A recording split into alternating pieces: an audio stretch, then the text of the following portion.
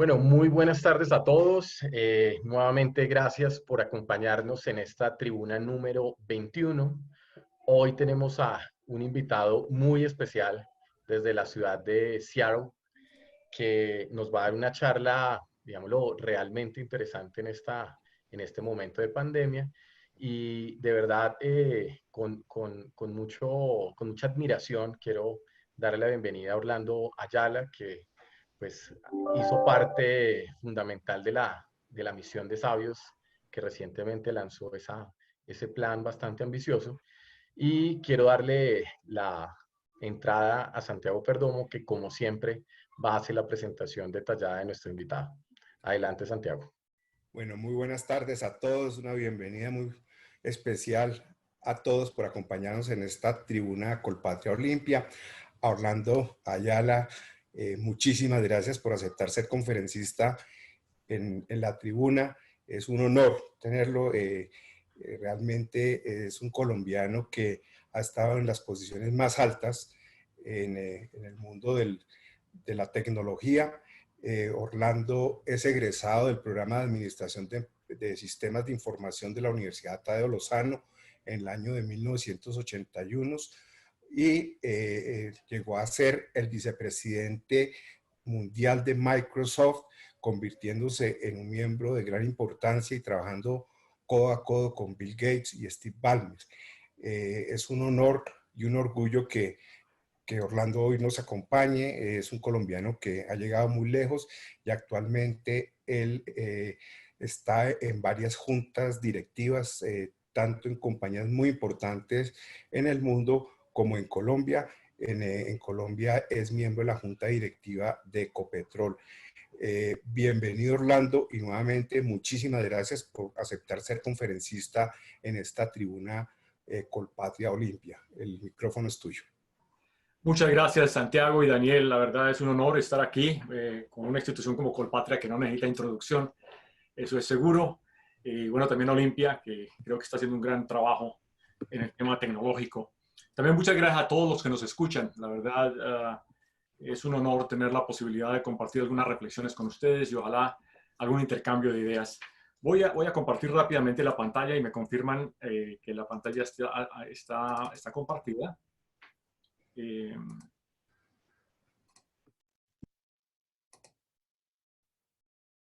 segundito.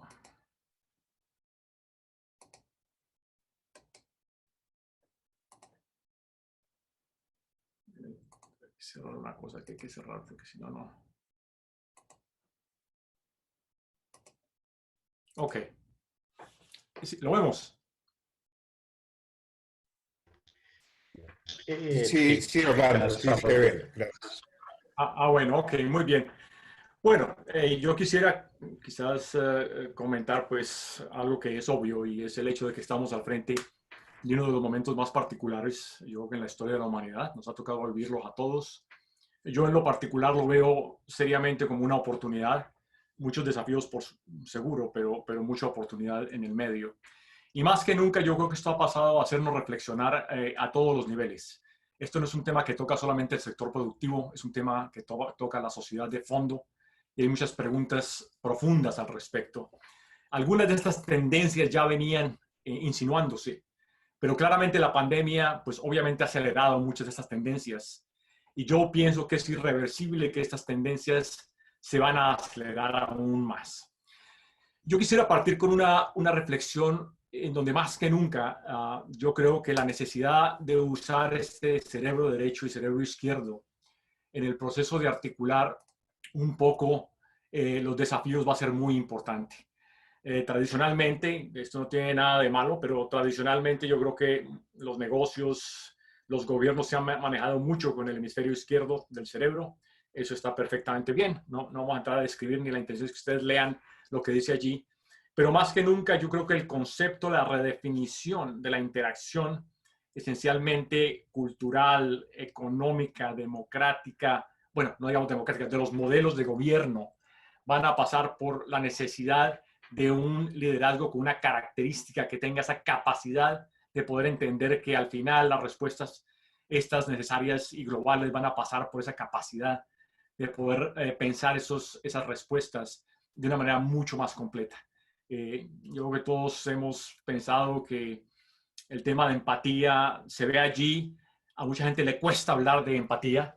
Hoy los Estados Unidos están viviendo un momento muy particular en donde en la discusión, digamos, social, se habla mucho de ese concepto, especialmente cuando más que nunca el mundo necesitó de empatía inteligente. No por ser, digamos, paternalistas ni maternalistas, pero una empatía inteligente que realmente entienda que estas respuestas van a tener que ser pues, afrontadas de una manera más completa. Yo diría que el gran concepto que existe en este momento que debemos tener en cuenta es que pocas veces yo pienso en la historia de la humanidad ha habido una connotación de gran convergencia en muchas áreas, pero acompañada simultáneamente con gran divergencia. Y aquí siempre hablamos que, digamos, el cerebro izquierdo es más convergente y el derecho es más divergente. No que ser divergente esté mal, pero lo que sí está ocurriendo hoy es que quizás en el concepto de convergencia, quizás la más brutal que está ocurriendo en este momento, es que es como nunca antes una gran cantidad de tendencias tecnológicas están convergiendo de manera absolutamente masiva, no solamente una, son varias y vamos a hablar de esto.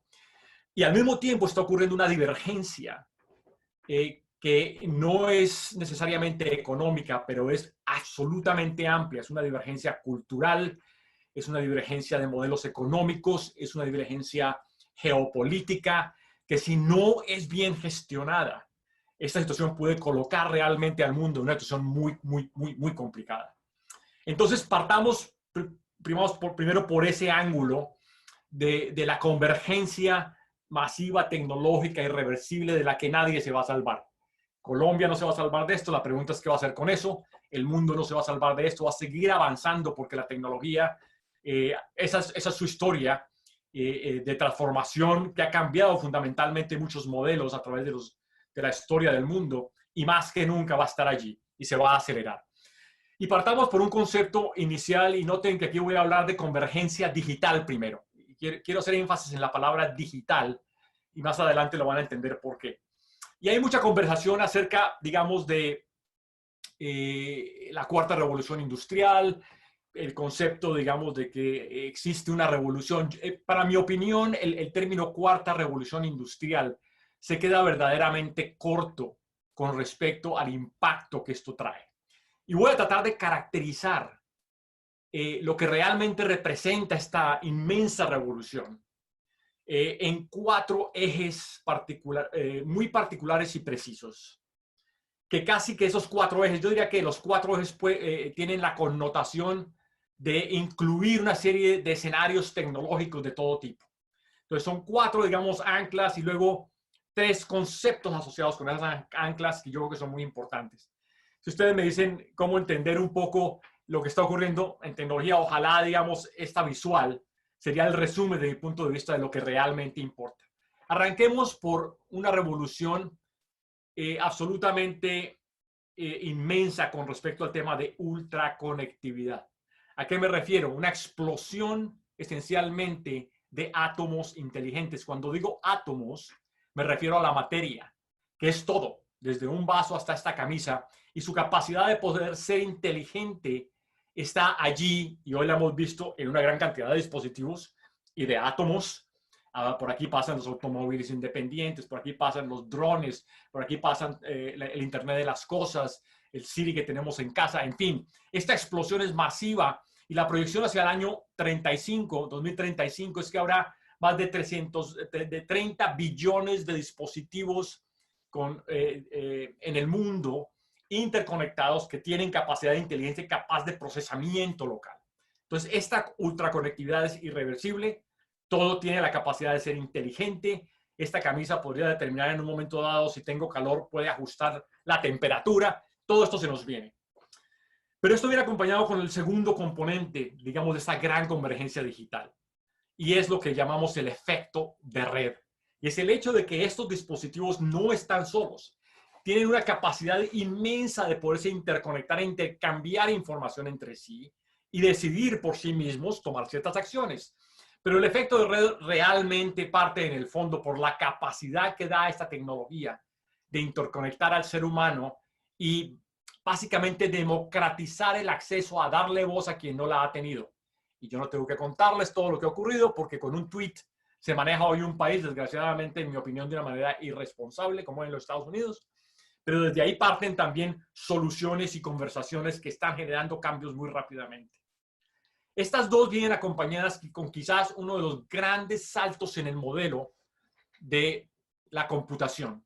Y es la llamada computación ilimitada. ¿Y a qué me refiero aquí? El hecho de que ya yo no necesito tener un computador en casa, no necesito tener un computador necesariamente en mi oficina, si soy un pequeño negocio mucho menos, pero lo puedo comprar más como un servicio que como un activo. Por eso cuando hablamos de computación en la nube, a eso se refiere. Consumo lo que necesito, aumento capacidad cuando la necesito, la reduzco cuando no la necesito. Pero no solamente es eso, es la capacidad, digamos, que el modelo sea usado por consumo, pero virtualmente capacidad de guardar información a escalas nunca visto antes. Y la producción de esta cantidad de información es lo que realmente interesa. No solamente eso, la velocidad a la cual el procesamiento se va a poder hacer está a puertas esencialmente de una gran explosión a través de la computación cuántica que cae aquí dentro de esta categoría de computación ilimitada. Y no voy a entrar en un detalle de lo que es la computación cuántica, pero lo que sí les puedo decir es que hablen de que hoy el computador más rápido va a ser multiplicado por más de 1 billón en capacidad de procesamiento.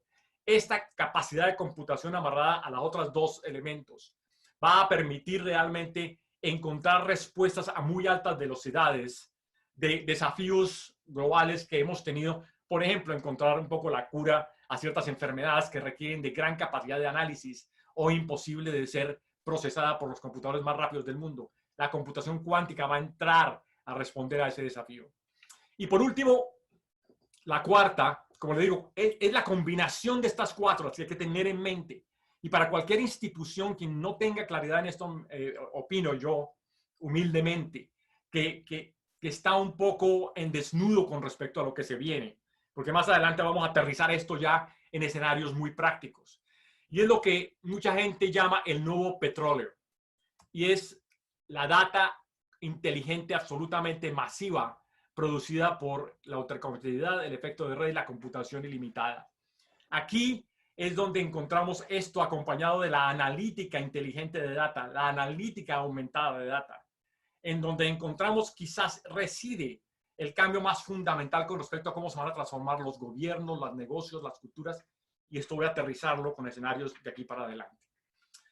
Así que si ustedes me preguntan cuáles son las cuatro patas, digamos, los cuatro elementos absolutamente disruptivos que conjuntamente crean, digamos, todos estos escenarios de cambio, estas son las cuatro.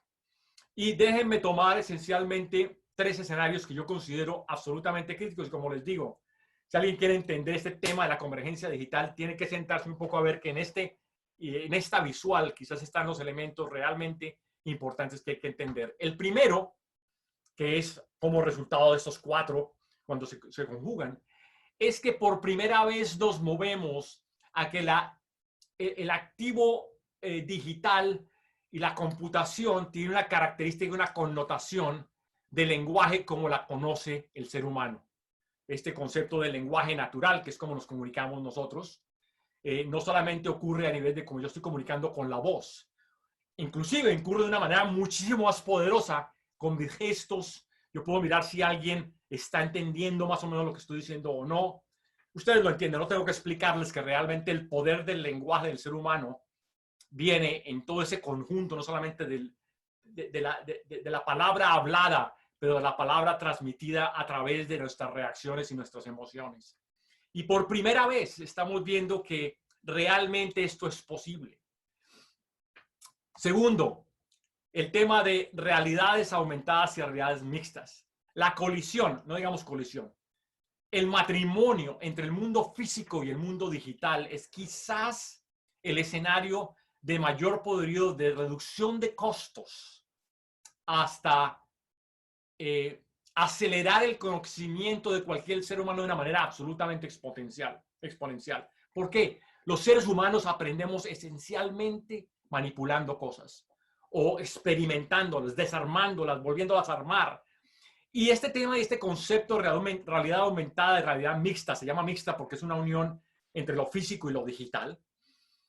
El hecho de que yo puedo colocar unas gafas y puedo ver que, por ejemplo, en una iglesia, puedo ver la historia de esta iglesia sin abrir un libro, simplemente está en mis gafas. Es uno de esos escenarios. Pero el tema de realidad aumentada realmente le va a pegar a todos los negocios del mundo. Y no hablemos de la educación como un negocio, porque eso no debe ser así, pero quizás el área de mayor impacto va a ser en la capacidad de poder usar este tipo de tecnologías para hacer el conocimiento de los niños principalmente, niños y niñas, por supuesto, a través de hacer escenarios altamente inmersivos para manipular todo su contexto que les permita absorber, por ejemplo, explicar una ecuación en un papel y escribirlas quizás de lo más complicado para muchos, pero aplicar una ecuación con respecto a un objeto y cómo se comporta ese objeto y manipularlo realmente puede hacer un gran salto en la capacidad de absorber temas complejos. Todo el diseño de nuevos proyectos, nuevos productos. Hoy los automóviles antes se diseñaban a través de arcilla. Hoy lo que llaman un digital twin, que es un primo digital, que es la versión de ese automóvil, pero digamos hecho esencialmente digitalmente y que la pueda manipular es otro de esos ejemplos. Así que el lenguaje natural combinado con la realidad aumentada y mixta es una combinación absolutamente explosiva. Pero la más explosiva de todas es la última que voy a nombrar. Y aquí voy a parar de hablar de temas de convergencia digital. Y es lo que se llama la nueva electricidad. En realidad el petróleo está allí, que es la data. Y si la data no se procesa, no se analiza y no se convierte en data inteligente, bueno, es muy difícil, manteniendo la analogía del petróleo, que podamos producir gasolina y, en fin, jet fuel y toda esta cuestión. Es igual. Realmente esta última pata es una combinación esencial de las 6 cosas que acabo de mostrar. Y es lo que hoy se conoce como la nueva electricidad, que es el tema de la inteligencia artificial. Y lo más importante a entender aquí es el hecho de que hoy los computadores van a poder aprender por sí mismos sin la necesidad de la intervención de un ser humano para reprogramarlos. Ellos van aprendiendo en la medida en que yo voy interactuando con los sistemas. Por eso el tema del lenguaje natural, entendiendo mis reacciones. Ustedes lo van, en poco tiempo van a poder entender que si alguien está viendo una película, esa película o el ecosistema alrededor de que yo estoy viendo la película va a poder entender si yo estoy reaccionando de una manera triste, emocional, y va a producir inclusive contenidos adicionales a esa película que complementen un poco mi sentimiento en ese momento. Pero todo esto parte por esta idea de que finalmente hemos llegado a un punto donde el modelo de tratar de hacer un mapping, un mapeo del cerebro humano y las conexiones neuronales que existen de cómo se aprende, llegan a un punto de realidad donde el tema de inteligencia artificial parte de ahí. Es la aprendizaje a través de la experimentación. No me quiero alargar mucho porque nos va a pasar mucho el tiempo, pero quizás el ejemplo de esto pasa por los chinos que hicieron o están haciendo quizás la apuesta más fundamental en la historia de la humanidad con respecto a este tema en particular de inteligencia artificial. Y arrancó para cuando ellos llaman fue un momento de tragedia nacional que ocurrió en el 2014, cuando todo el mundo decía que nadie podía esencialmente derrotar a los grandes campeones de un juego que se llama Go, que es un juego milenario asiático, que no es como el ajedrez es un juego de niños comparados con el Go, es un tema de estrategia, no vamos a entrar a eso. Pero en el 14 decidieron colocar una máquina con inteligencia artificial al frente de los 3 campeones de Go globales. Primer partido lo pierde la máquina, segundo partido lo prende la máquina, tercer partido lo pierde la máquina, 1000 partidos adelante los perdió todo el tiempo los humanos. Y fue un poco una tragedia nacional, porque estos que eran campeones nacionales terminaron un poco llorando a raíz de entender que esa máquina en particular tenía la capacidad de aprender en la medida que iban interactuando. Y usando computación a grandes velocidades y data, rápidamente extrapolaba el aprendizaje hasta que llegó a un punto donde la máquina básicamente derrotó a quien se pensaba que era no derrotable. Entonces, en esto básicamente caracterizamos qué es lo que está ocurriendo. Y esto no es que sea una cuestión extranjera que esté pasando en países altamente desarrollados. Esta es la esencia de esa gran convergencia digital que va a causar una presión en oportunidad y desafío para todas las instituciones, llámenlas públicas o privadas del mundo, y eso es irreversible. Pero al final, a mí me gusta tratar de llegar esto a un concepto. Tratemos de llevar esto a un solo concepto. Y si es un solo concepto, el que tenemos que decidir es que estamos al frente de lo que se llama ahora la computación cognitiva. Y sé que yo no tengo que explicarles esa palabra, porque todo esto se resume a lo que ya dije. Es la capacidad del lado izquierdo, como ustedes ven aquí, que es un semi-humano, alimentado, digamos, por todas estas tecnologías, interactuando con un humano y al servicio del humano, para crear la capacidad esencialmente de que hoy los computadores van a poder sentir, aprender, inferir, pensar e interactuar como nunca antes, y van a continuar aprendiendo rápidamente. Sé que hay muchas preguntas, si van a superar al humano o tal, más tarde podemos hablar de eso, quizás en las preguntas, yo pienso que no, pero en fin, realmente estamos al frente de un gran salto de lo que va a ocurrir. Y uno de los problemas éticos más grandes alrededor de esto va a llegar esto a pocos o va a llegar a muchos, porque este es el modelo de un cambio económico y de nuevos poderes globales a los que me voy a referir, y a través del cual va a haber que gestionar, porque así como tiene esto es como un martillo, la tecnología es como un martillo, puedo hacer una linda casa o puedo matar a alguien. La tecnología no tiene ni corazón, ni estómago, ni conciencia, ni alma, está allí para ser utilizada.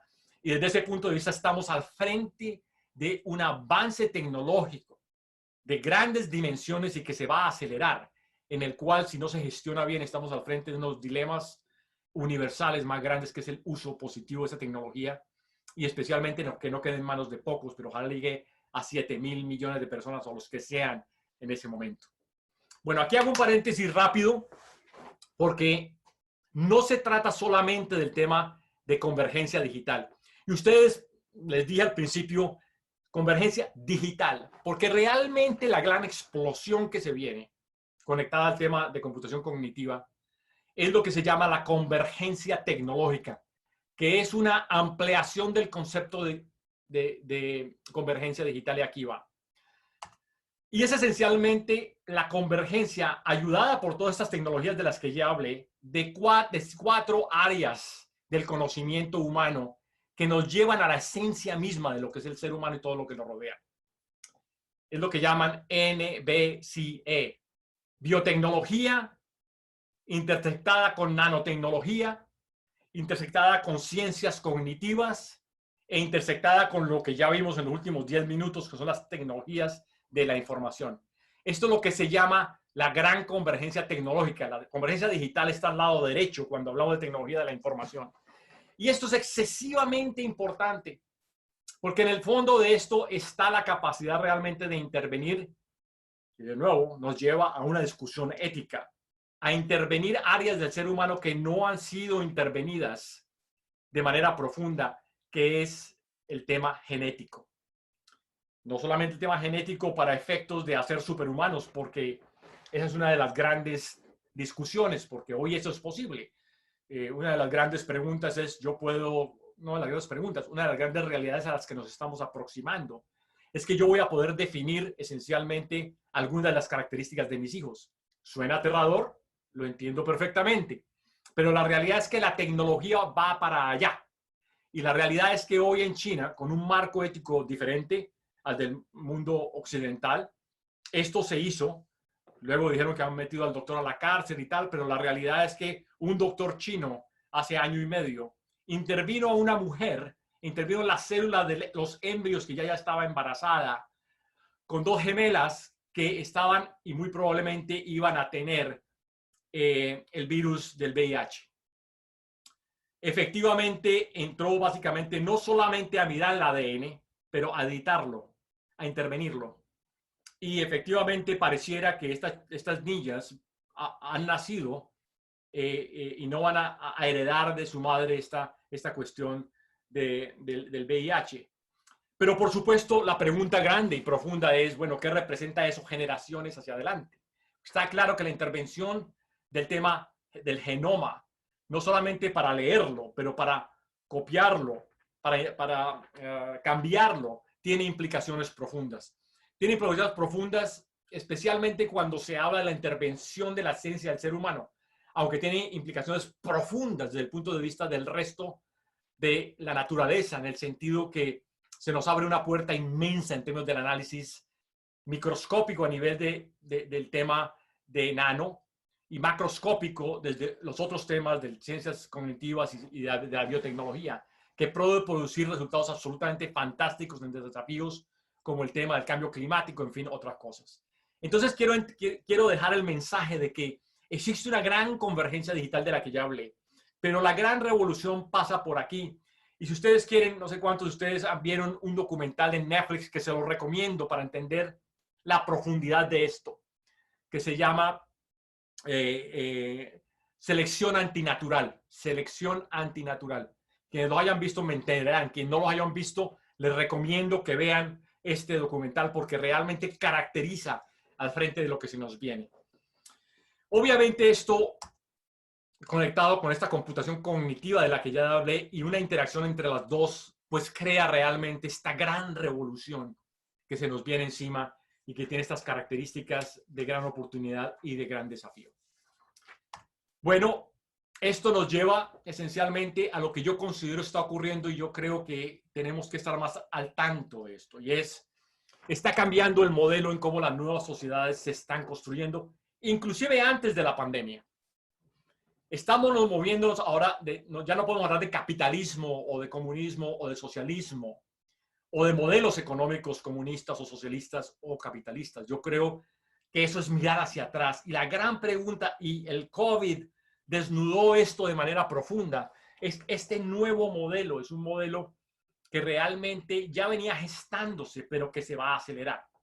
Y aquí ya tenemos que hablar de un nuevo modelo económico que no sé cómo más llamarlo, al cual lo podemos llamar la economía del comportamiento, porque por primera vez en la historia del desarrollo económico, el insumo más allá de los recursos naturales traducidos en valor, el recurso más grande que hoy está en la mano de muy pocos en el mundo realmente, son 4 compañías en los Estados Unidos y sus contrapartes en China, es lo que llamamos la economía del comportamiento, a través del cual, haciendo uso profundo de la analítica de datos, de la microsegmentación, del sentimiento y del comportamiento del ser humano, podemos llegar realmente a niveles de entendimiento, inclusive del sentimiento de un ser humano como nunca antes lo hemos experimentado.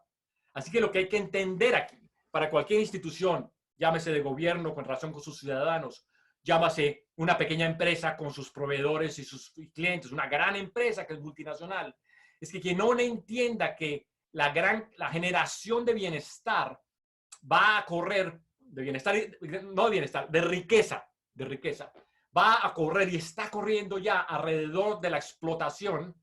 No lo digo de manera negativa, la digo explotación en su concepto del comportamiento humano, y esto es irreversible.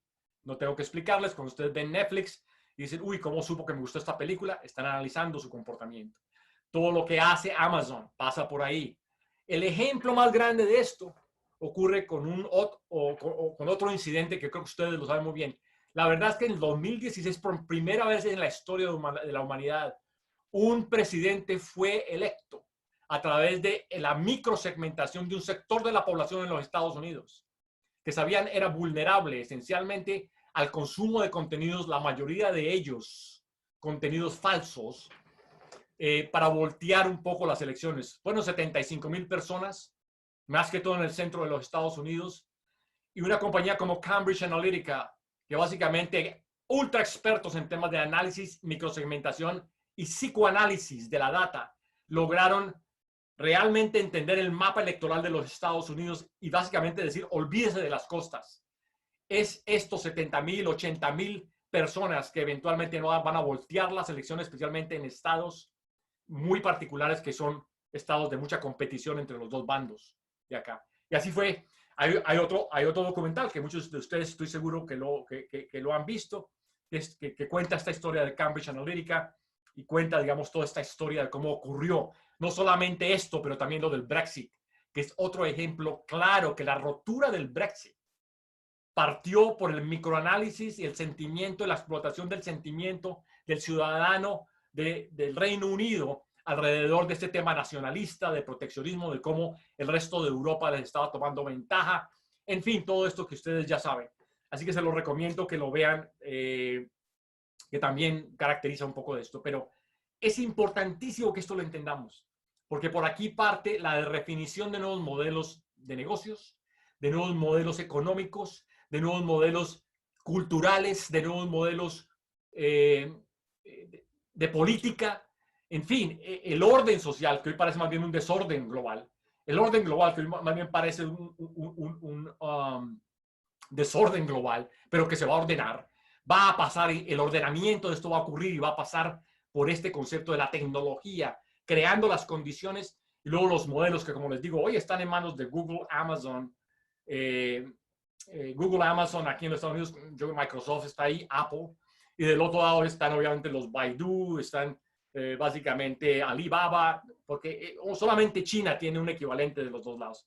Así que quería dejar cimentado un poco ese concepto de el tema de la economía del comportamiento humano, que es el modelo que se nos viene. Y esto no tiene implicaciones solamente económicas, tiene implicaciones profundas desde el punto de vista político, cultural y realmente del balance de seguridad del mundo, en el tema de vista de quién va a tener acceso y control de todo esto.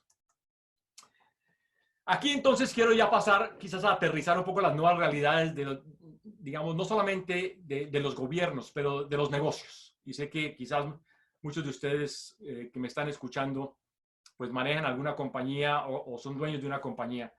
Y si yo fuera uno de ustedes, después de todo lo que hablé, hay tres cosas que son muy importantes de entender y que se deben preguntar, yo diría, todos los negocios del mundo, pequeños, grandes, medianos y también los gobiernos, porque resulta que los clientes de los gobiernos somos nosotros los ciudadanos. Y hay tres conceptos en cómo conceptualizan ustedes nuevos modelos de negocios y más que nunca hay que pensar acerca de los modelos de negocios actuales y cómo ellos van a ser transformados radicalmente por lo que ya hablé en los últimos minutos. Voy con los tres conceptos. El primero es, a raíz de esta economía del comportamiento, el tema de personalización como parte íntegra de mi modelo de negocios es inescapable. ¿Por qué? Porque hay gran acumulación de data y la pregunta es cómo yo le llego a cada una de mis audiencias para entender cómo personalizar mi servicio, mi comunicación. En esto son expertos las compañías que ya mencioné, absolutos expertos.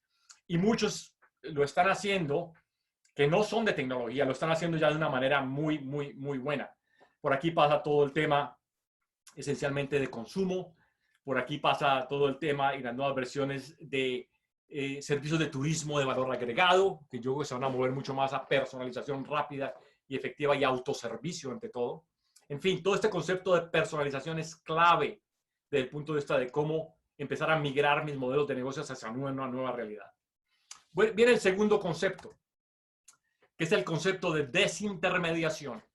Estamos en la era más profunda en la cual aquel que está en una cadena de valor, que no está adicionando valor, está más que expuesto con respecto a ser desintermediado y ojalá con razón, porque muchas de las cadenas de valor son injustas. Voy a hablar de eso más adelante en el tema de Colombia y del café. Pero estamos al frente quizás de una de las revoluciones más grandes con respecto a que el punto más vulnerable de una cadena de valor va a estar en el intermediario. Y la gran pregunta como compañía es, ¿soy yo un intermediario? ¿Estoy desintermediando o me están desintermediando? Y cómo representa no eso a nivel macro, pero eso a nivel de las audiencias a las cuales yo sirvo y doy mis servicios, mis productos y mi diferenciación.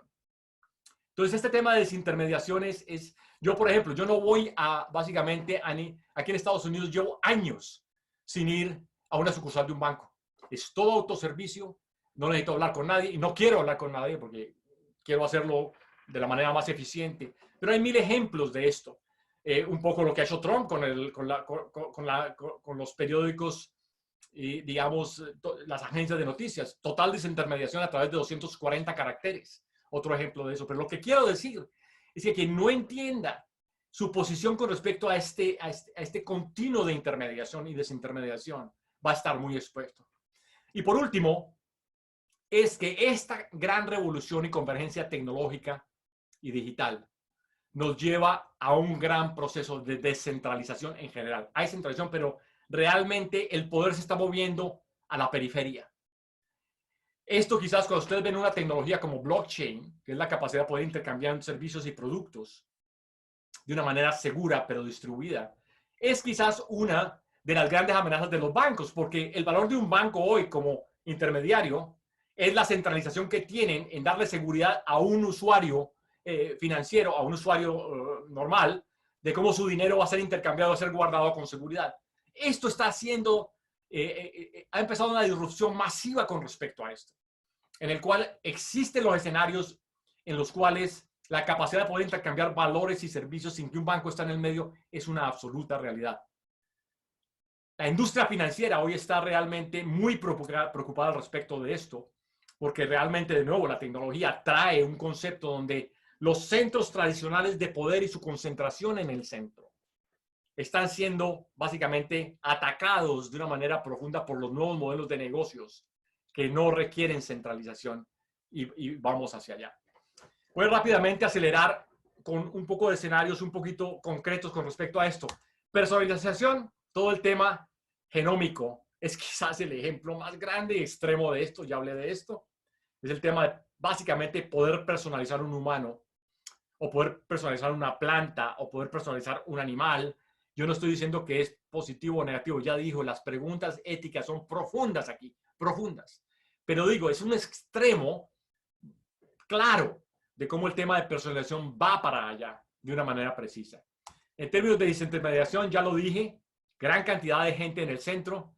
Yo creo que una de las grandes demandas que desnudó el mundo fue el tema de la seguridad alimentaria del mundo. Ustedes vieron muchos de los supermercados sin comida, en fin, realmente un tema existencial. Y así que hay un gran cuestionamiento con respecto a quiénes son esos intermediarios o la dependencia al intermediario. Y desde el punto de vista de descentralización, es el análisis y la necesidad de análisis en toda la cadena de valor, desde el insumo básico hasta su transporte y la entrega de ese producto o servicio, cómo juega, digamos, los centros, los grandes centros que tenían control sobre ese proceso. Hoy China es un ejemplo de gran control, porque mucho de la globalización se hizo a raíz de entender que China produjo los primeros modelos de bajísimo costo y relativa a alta calidad del mundo. Ahora, esto de la pandemia claramente, ya voy a hablar de eso un poquito más adelante, ha demostrado que el tema de globalización es un tema que va a ser, yo no creo que va a desaparecer y no creo que China va a ser irrelevante. Muy difícil replicar lo que ha hecho China. Especialmente porque estamos adictos a comprar barato en cualquier parte del mundo. Es así de simple, adictos a comprar barato. Y eso no se va a ir. Pero al mismo tiempo va a haber una tendencia a, especialmente en temas estratégicos de supervivencia, a desbaratar las cadenas globales de suministro. Y eso hay que tenerlo muy en cuenta. Y ya, de nuevo, voy a hablar de eso en un momento. Pero miren, entonces el ejercicio que yo haría es, pensando en mi negocio, en cómo reposicionarlo, hacerlo más fuerte, crear una transformación, hacerlo más resiliente esencialmente. Es cómo estos conceptos encajan en mi estrategia. ¿Cómo lo estoy pensando? Tengo el talento para que piense de estas cosas. ¿Estamos personalizando mejor que nuestro competidor, sí o no? Esto pasa inclusive por las campañas en los Estados Unidos. Esta mañana, en este momento, una batalla entre Biden y Trump acerca de quién está personalizando de una manera mucho más precisa más gente en los Estados Unidos y quienes deben ser para que puedan decidir las elecciones. Pero lo pongo ahí simplemente para decir, estos son elementos críticos de los nuevos modelos de negocios que se están acelerando. Y cuando uno le pregunta a mucha gente, a un dueño de una compañía o a una junta directiva, y yo he estado en algunas de esas interacciones, muchas de estas cosas no están en la agenda de discusión precisa, específica y concreta de quienes toman las decisiones. Un ejercicio práctico de esto que yo haría, sin duda, no me importa cuál sea mi compañía, es un análisis de realmente entiendo que está transformando profundamente mi modelo de negocios o que lo va a transformar. Ya hablamos de muchas de las piezas, pero hay que entender primero, conozco y sé quiénes son mis audiencias. Yo me quedo aterrado cuando le pregunto a muchas de estas juntas directivas o a otros, me encantaría ver un poco su taxonomía o su arquitectura con respecto a cómo es tus audiencias, las audiencias. Me dicen, sí, bueno, yo tengo clientes, tengo proveedores, ¿qué más tengo? Mis empleados son una audiencia. No es suficiente. Los niveles de segmentación de audiencias van a ser absolutamente críticos. Y hay que tener una estrategia definida como negocio en quién y quiénes son y cómo estamos llegando a esas audiencias.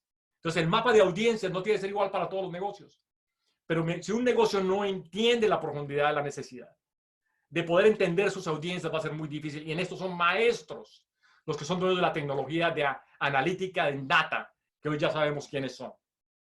Luego de entender las audiencias muy bien, la siguiente pregunta en los nuevos modelos de negocios es: ¿qué escenarios, qué tipo de problemas voy a resolver? ¿Son esos escenarios suficientemente defendibles competitivamente para que me den posibilidad de crecer en mercados ojalá muy grandes? Entonces, la conexión entre audiencias y escenarios es absolutamente crítico. Cada una de estas piezas tiene un escenario, ¿ok? Y de nuevo, cuando yo pregunto un poco, me encantaría ver un curso entre sus audiencias y sus escenarios. Usualmente no existe este trabajo estratégico en la gran mayoría de las compañías. Así que esa conexión entre audiencias y escenarios y hacerlo muy premeditado en la redefinición de nuevos modelos de negocios habilitados a través de esta gran convergencia tecnológica es de altísima prioridad para, no importa qué negocio sea o institución. Hablemos de institución porque el negocio siempre nos conecta un poco al sector productivo. Hablemos de institución porque esto le pega. Yo me enganché un poco con el alcalde de Medellín recientemente. Y bueno, tuvimos una discusión fascinante acerca de quiénes son las audiencias de la ciudad de Medellín. Y bueno, pues el ciudadano. No, no es el ciudadano. No importa cómo voy a crear un poco yo esa metodología, pero se requiere una metodología de audiencias bastante bien trabajada para luego conectar qué tipo de escenarios por audiencia voy a tener que servir. Para que luego me produzcan experiencias de servicios y productos que son predictivos, intuitivos, regenerativos, altamente inmersivos y de autoservicio. Aquí pongo este slide un poco, porque es el tema de realidad aumentada que conecta, y esto fue parte un poco, y hace parte un poco de la visión de Colombia y las apuestas que queremos hacer como país más adelante, que es una intersección entre el mundo físico, que es básicamente un solario amplio, con una conexión digital que le permite el control directo y absoluto en tiempo real de todo el ambiente y, digamos, la salud esencial de esto. Y esto produce, como digo, es nuevos modelos de experiencias y servicios y productos que realmente tengan como característica estas 5 cosas que acabo de mencionar. El tema de autoservicio es clave. A raíz de la pandemia, el contacto entre humanos va a ser muy importante y continuará siendo muy importante del lado derecho del cerebro, que dije al principio.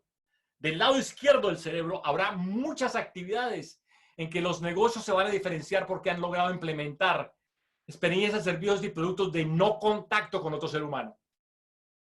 Y con esto no quiero decir que esa es la respuesta a todo, pero digo, hay una gran cantidad de ineficiencia y de fricción en los modelos actuales, en donde hay contacto entre humanos y más en las transacciones asociadas con ese contacto, que son un gran desperdicio en el costo, de la eficiencia y la satisfacción de quien recibe el servicio. Entonces, lo dejo ahí, pero quería conectar un poco estas piezas, que son piezas que al final son las que aterrizan un poco de una manera concreta lo que ya he venido hablando. Bueno, vamos a acelerar un poco. No tengo que introducir a este personaje, ya todos lo sabemos. Y quiero pasar muy rápidamente por 8 cosas que creo que son importantes tener en cuenta. De nuevo, pensando en los negocios y cómo se reposicionan y cómo se repiensan. Porque no se van a escapar de esto. Todo esto al final, y parece dramático, pasa esencialmente por cómo se está repensando un nuevo orden global. Pero la realidad de esto es que realmente la gran carrera a nivel geopolítica y especialmente tecnológica está pasando entre las 2 grandes potencias. El evento más importante de esta nueva era es la ascensión de China como una potencia global que es irreversible. Eso es irreversible. Y eso se está definiendo en este momento. Y especialmente se está definiendo en quién va a ser líder desde el punto de vista tecnológicamente de todo lo que yo hablé anteriormente. Y es una gran batalla, y la llamo batalla porque así lo ven de los 2 lados. Desafortunadamente esta batalla ha encontrado a los Estados Unidos en una posición muy débil, pero por ahí pasa. Y todo lo que voy a hablar de aquí para adelante de alguna manera va a tener una connotación regresando a esta dinámica de ajuste global geopolítico que tiene implicaciones culturales, de los modelos económicos, de los modelos de suministro, en fin, todo lo que rodea, digamos, un poco el desarrollo de un nuevo orden global. Arranquemos por el tema de crecimiento económico. Bueno, gran pregunta. Claramente estaremos en una posición difícil en los próximos 2 años. Pero ¿cómo se encuentra el siguiente paso con respecto al tema de la demanda, de reactivar la demanda? Va a ser algo absolutamente importante. Por aquí pasan temas, obviamente, como qué pasa con todo el endeudamiento en el que están entrando todos los gobiernos, de qué forma esos gobiernos lo van a gestionar, cómo se gestiona el camino al crecimiento, entendiendo que primero hay que proteger un poco la salud y cómo se maneja ese balance. Pero ante todo, yo creo que aquí el problema más grave es cómo restablecemos el tema de confianza. El elemento más roto hoy es que esencialmente el ciudadano ha perdido la confianza con respecto a sus líderes de manera general del mundo. Y ahí el modelo económico va a tener que reajustarse esencialmente en cómo se redefine este tema de confianza hacia quienes manejan los recursos del Estado y la transparencia con que se haga esto. Así que aquí hay un gran interrogante en cómo el nuevo modelo económico va a tener que partir con la reactivación de la demanda, pero basada mucho, ojalá, en un modelo de restituir la confianza para establecer esa relación con el consumidor y en cómo se va a hacer. Ya hablé del nuevo modelo económico del comportamiento humano. Grandes preguntas. En los próximos 10 años esto se va a desarrollar rápidamente. Tendríamos 1 hora completa para hablar de esto y no me voy a detener aquí porque no tenemos el tiempo. Otro punto que muy interrelacionado, ¿qué va a pasar con el tema de energía? Ciertamente el tema de energía pues es clave, ¿no? Y Colombia está pasando, no voy a entrar en ese detalle, pero por preguntarse realmente con su autosuficiencia energética, los Estados Unidos logró en tiempo récord una independencia energética que era impensable. Pero a partir de este punto, digamos, se va a acelerar la gran pregunta acerca de la sostenibilidad de la producción de energía como la estamos produciendo hoy. Eso es inevitable. Y yo escuché una estadística que realmente me dejó absolutamente asombrado. Pero la escuché de primera mano de la gente que está metido en este medio, especialmente en la producción de energía, de todos los tipos, sostenible y de hidrocarburos.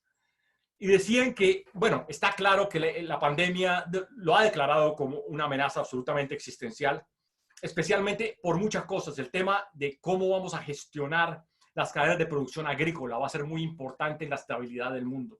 Y el tema climático combinado con esas batallas de las que he hablado anteriormente, geopolíticas, son un gran interrogante por la estabilidad del orden global. Y desde ese punto de vista, la estadística a la que me referí es que ustedes saben que en los Objetivos de Desarrollo Sostenible planteados para el 2030 se hablaba de una reducción de 1.5 grados, que es absolutamente necesaria. Si no, a partir de ese punto el mundo entra o puede entrar en un colapso esencialmente desde el punto de vista del clima.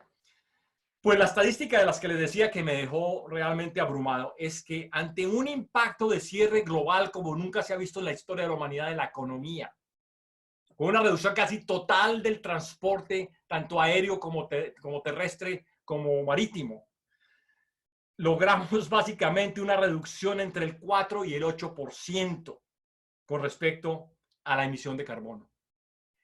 Está claro que a esa velocidad no llegamos, pero ni de cerca, a los objetivos que nos hemos planteado para esencialmente la reducción de 1.5 grados para el 2030.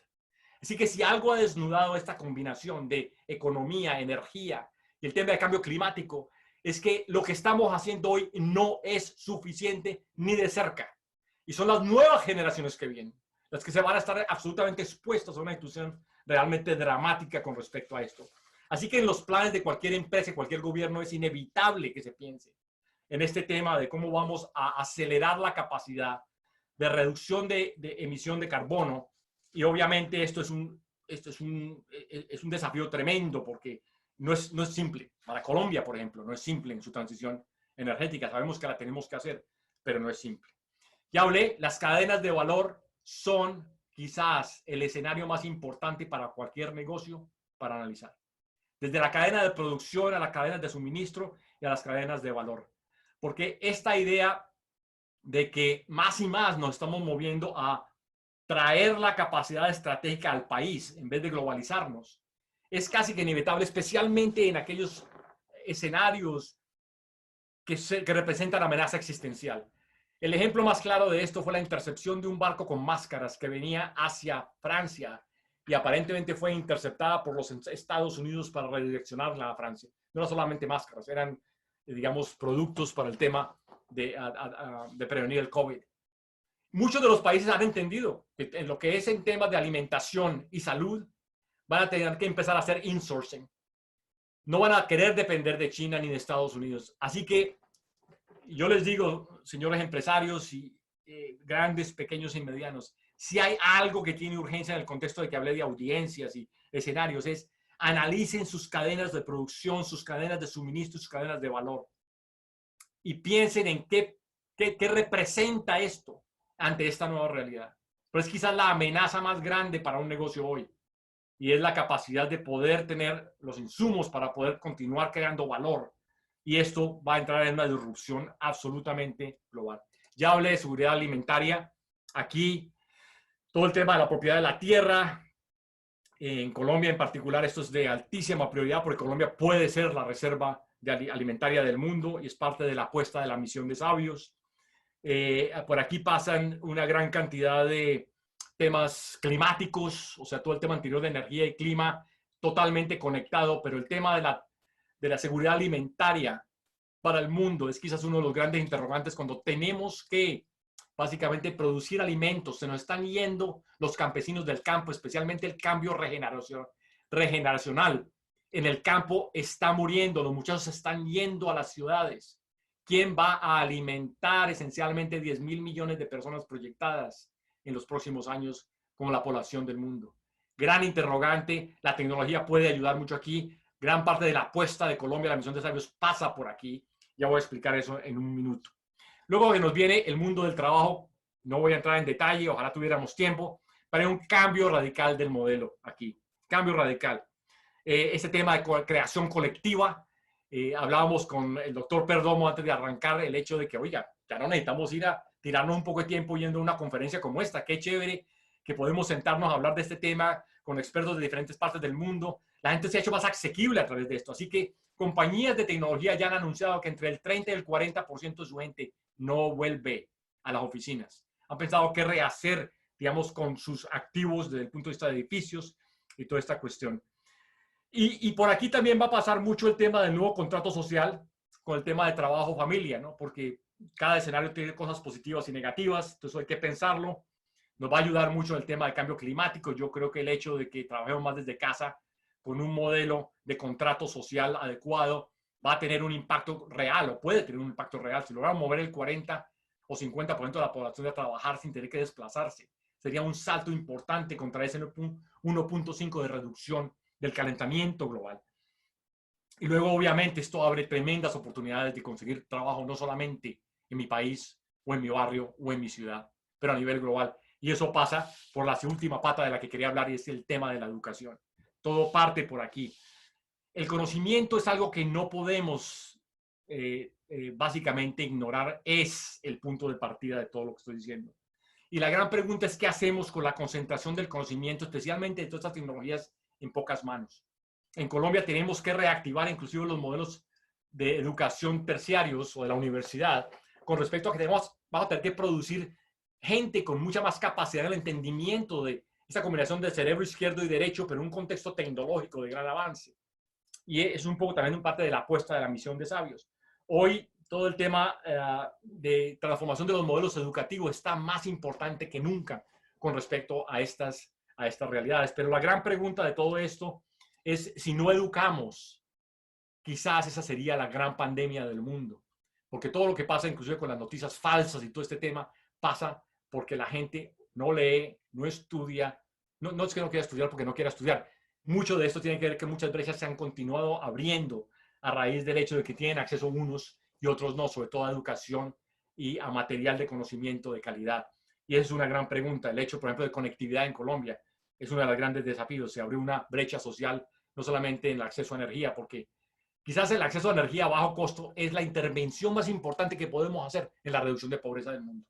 Eso está claro. Pero la otra es el proveerle capacidad de conexión a todo el mundo de alta velocidad de Internet. Y eso está claro a raíz de la pandemia, tanto en Colombia como en otros, porque se abrieron brechas dramáticas a raíz de eso. Bueno, voy a empezar a cerrar mi última sección para que pasemos un poco al tiempo de preguntas y respuestas, en fin. La misión de Sabios la convocó el presidente Santos. Yo tuve la fortuna de participar, el honor de participar en esto. 45 personas, muchos de ellos colombianos por fuera de Colombia, pero realmente no son los 45 que participaron. Fue un esfuerzo colectivo y de país. Esto no es el plan del presidente Duque, este no es el plan, pero bueno, se le da el crédito al presidente que lo convocó. Pero esto fue la participación en pleno, esencialmente, del colectivo en Colombia. Incluyendo universidades, los centros de investigación, las alcaldías, en fin, trabajando conjuntamente para tratar de producir una agenda de país, porque no nos podemos dar el lujo de no dar este salto.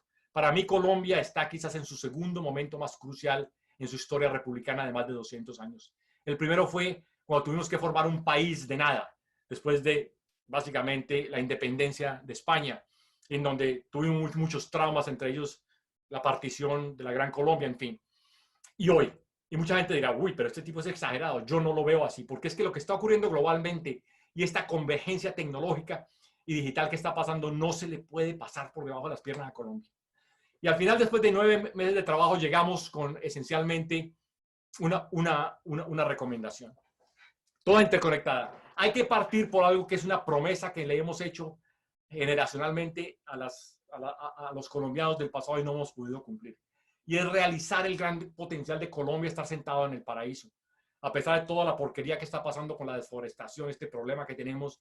Pero Colombia hoy está sentado quizás en su mayor potencial con respecto al tema de producir valor a través de su gran característica de ser uno de los países más biodiversos del mundo. Entonces, parte de una idea de una Colombia biodiversa, que es una innovación basada en la diversidad natural y cultural, de manera que haya generación de valor agregado a partir de la diversidad y del conocimiento.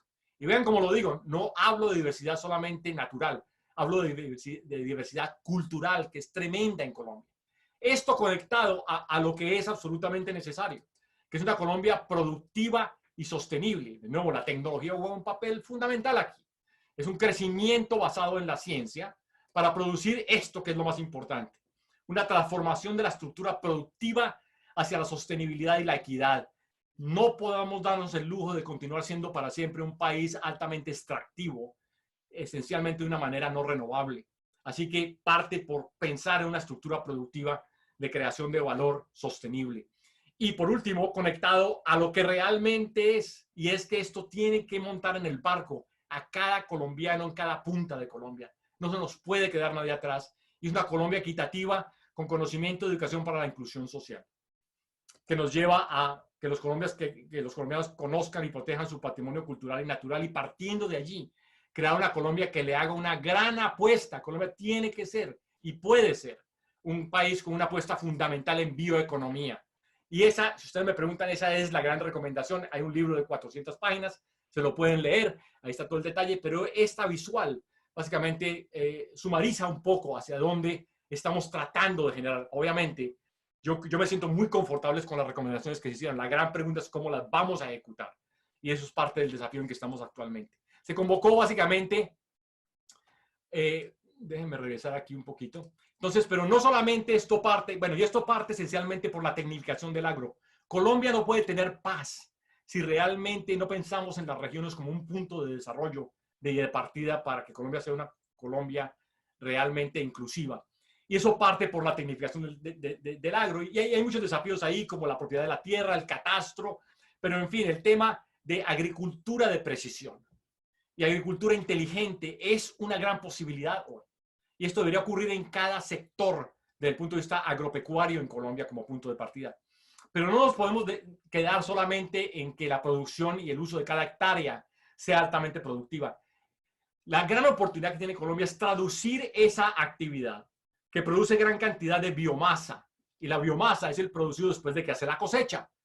Que la biomasa es quizás la gran esperanza del mundo con respecto al salto climático que tenemos que dar, de control climático que tenemos que dar. Porque a través de la biomasa realmente podemos partir en la creación casi de la respuesta a los más grandes desafíos del mundo, incluido el reemplazo del plástico, todo el tema de química verde, alimentos y medicamentos, todo el tema de biocombustibles, nuevos materiales. En fin, por aquí parte la creación no solamente de tener un agrotecnificado, pero su producción a la generación de valor agregado, ojalá con emprendimiento digital. Puede crear una Colombia exportadora de conocimiento de valor agregado. Les doy un ejemplo. Colombia, después de 250 años de ser un país cafetero, todavía importa la cafeína, que es un ingrediente activo esencial para una gran cantidad de artículos y de productos en el mundo. Desde una pastilla para tomarse para el dolor de cabeza hasta una gran cantidad de otros elementos.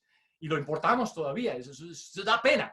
Pero así como podríamos crear un producto activo como la cafeína, hay cientos de productos activos que podrían ser para los cosméticos, por ejemplo. Hay una gran cantidad de productos activos que a través de la biomasa, por eso el tema genético del genoma, muy importante cuando yo hablaba de esta convergencia tecnológica, donde los genes se pueden activar en este punto, pues es una oportunidad.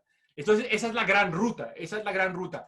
Y les quiero contar un poco un ejemplo muy colombiano que nos toca muy de centro, hablando otra vez del café.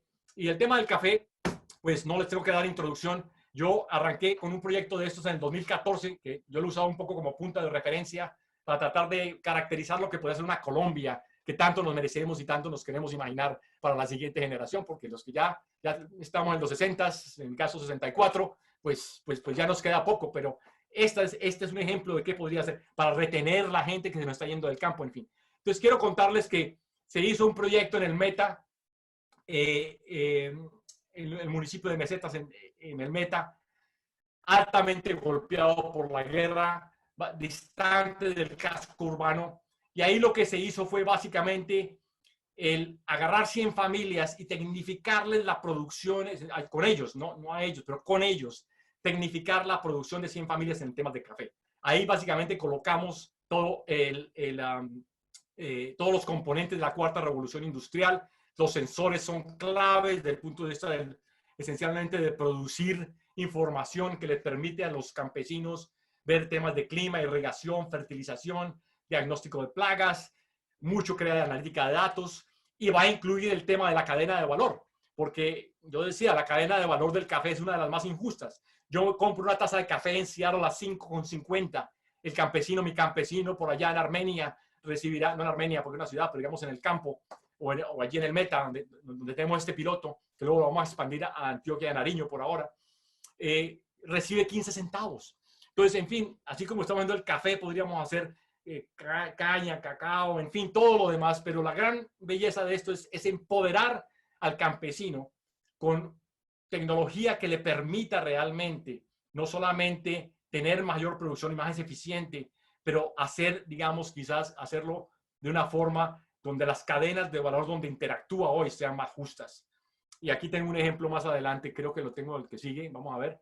Ustedes me dicen si se escucha el audio.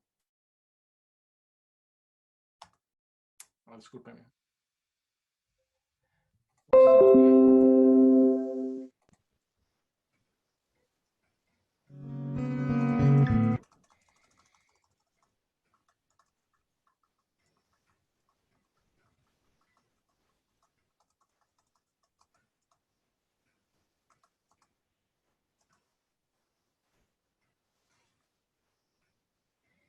Ahí va.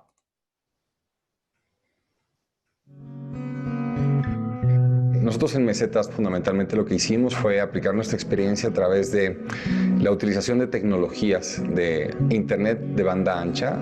Acá en Mesetas no puede llegar la fibra, no puede llegar microondas, llega satélite obviamente, pero es relativamente caro. La necesidad más que todo que hay en nuestro territorio, ¿sí? Porque como ustedes bien lo saben, Mesetas siempre nos queda retirado, entonces para poder tener el acceso acá en internet era imposible. Esta tecnología permite que al utilizar los espacios que no se encuentran utilizados por canales de televisión, yo pueda utilizarlos para llevar internet de alta velocidad, para llegar a más personas y que ellos vean que el internet les permite tener acceso a soluciones que para ellos les van a facilitar el día a día. Yo en tiempo de cosecha miro el café como está.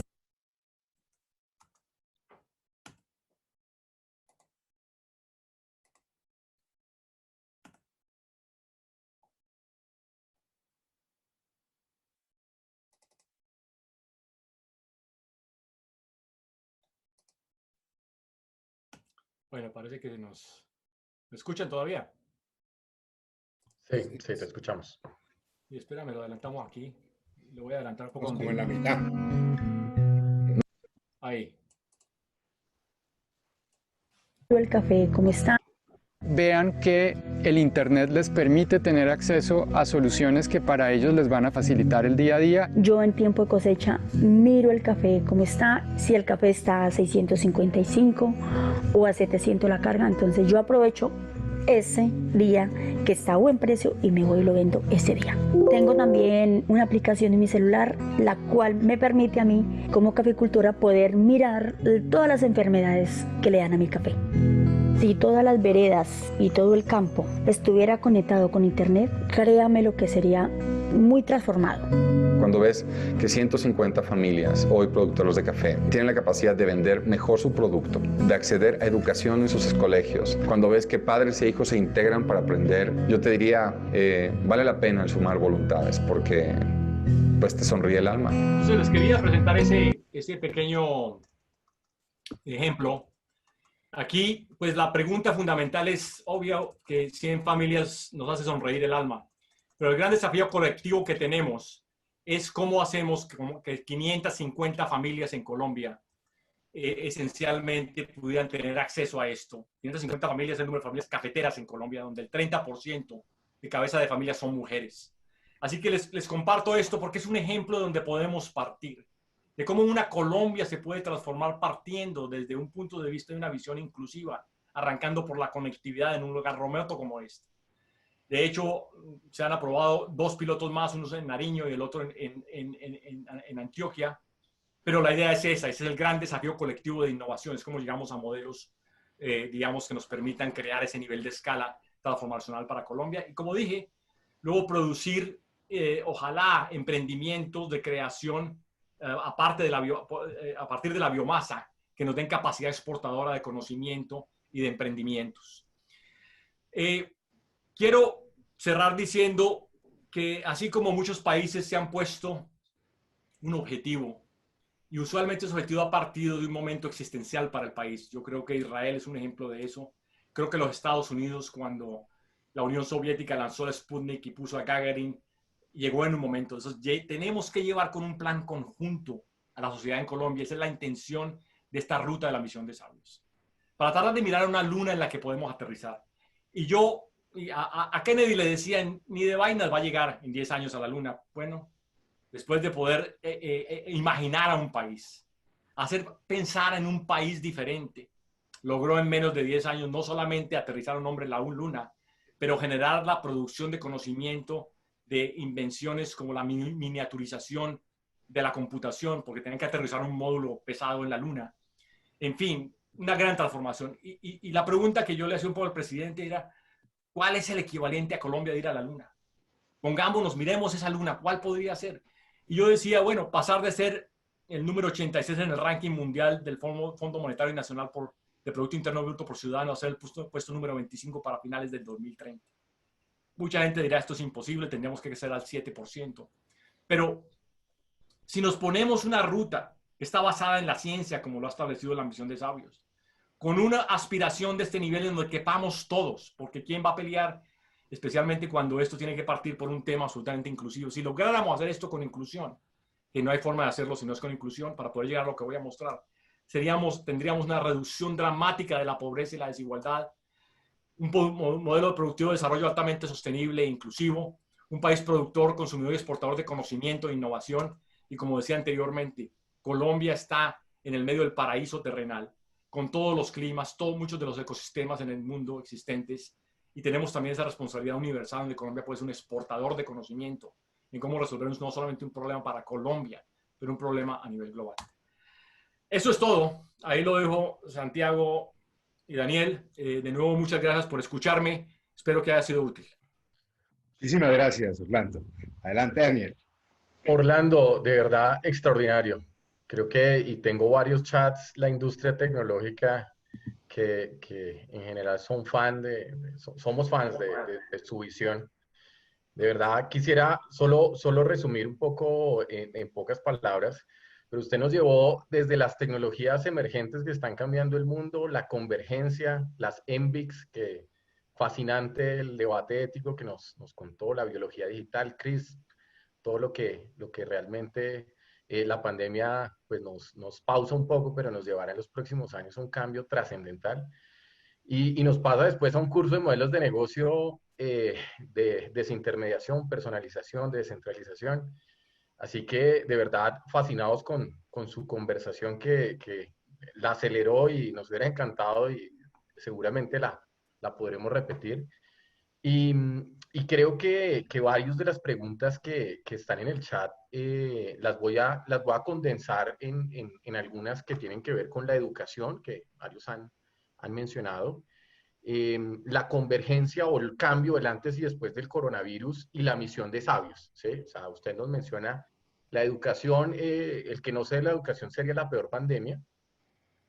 Hay unas recomendaciones que se dan a la misión, desde la misión de Sabios, y llega este coronavirus y básicamente como que frena la economía, pero efectivamente se necesita una visión y un mensaje. Esto no puede parar, el país no puede perder de vista que la ciencia es el futuro del país.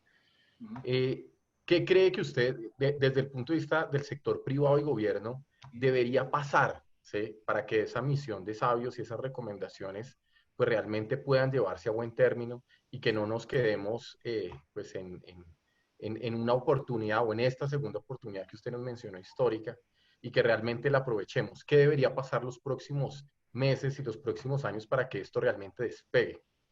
Pues mira, la realidad es esta. La realidad es que a través de la historia, la transformación de un país y una sociedad a ser más justa, más inclusiva, más desarrollada, pasó por la participación activa de todos los componentes de ese equipo.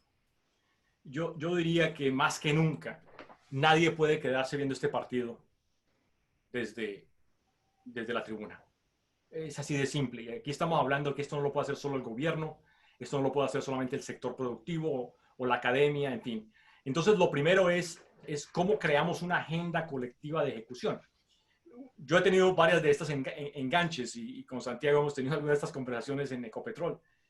Y en Ecopetrol decidimos que vamos a tener una agenda definida de Ecopetrol para la misión de Sabios. Ya entramos en enganche con el ministerio y yo diría que esa es una tarea que cada institución en Colombia tendría que hacer. Es qué representa para mí ser parte de tratar de adelantar esta agenda de país. Eso es fundamental. Si realmente creemos que nos importa este país, que nos importan nuestros hijos, nuestros nietos, las generaciones que vienen, es importantísimo que la gente entienda que hay que involucrarse.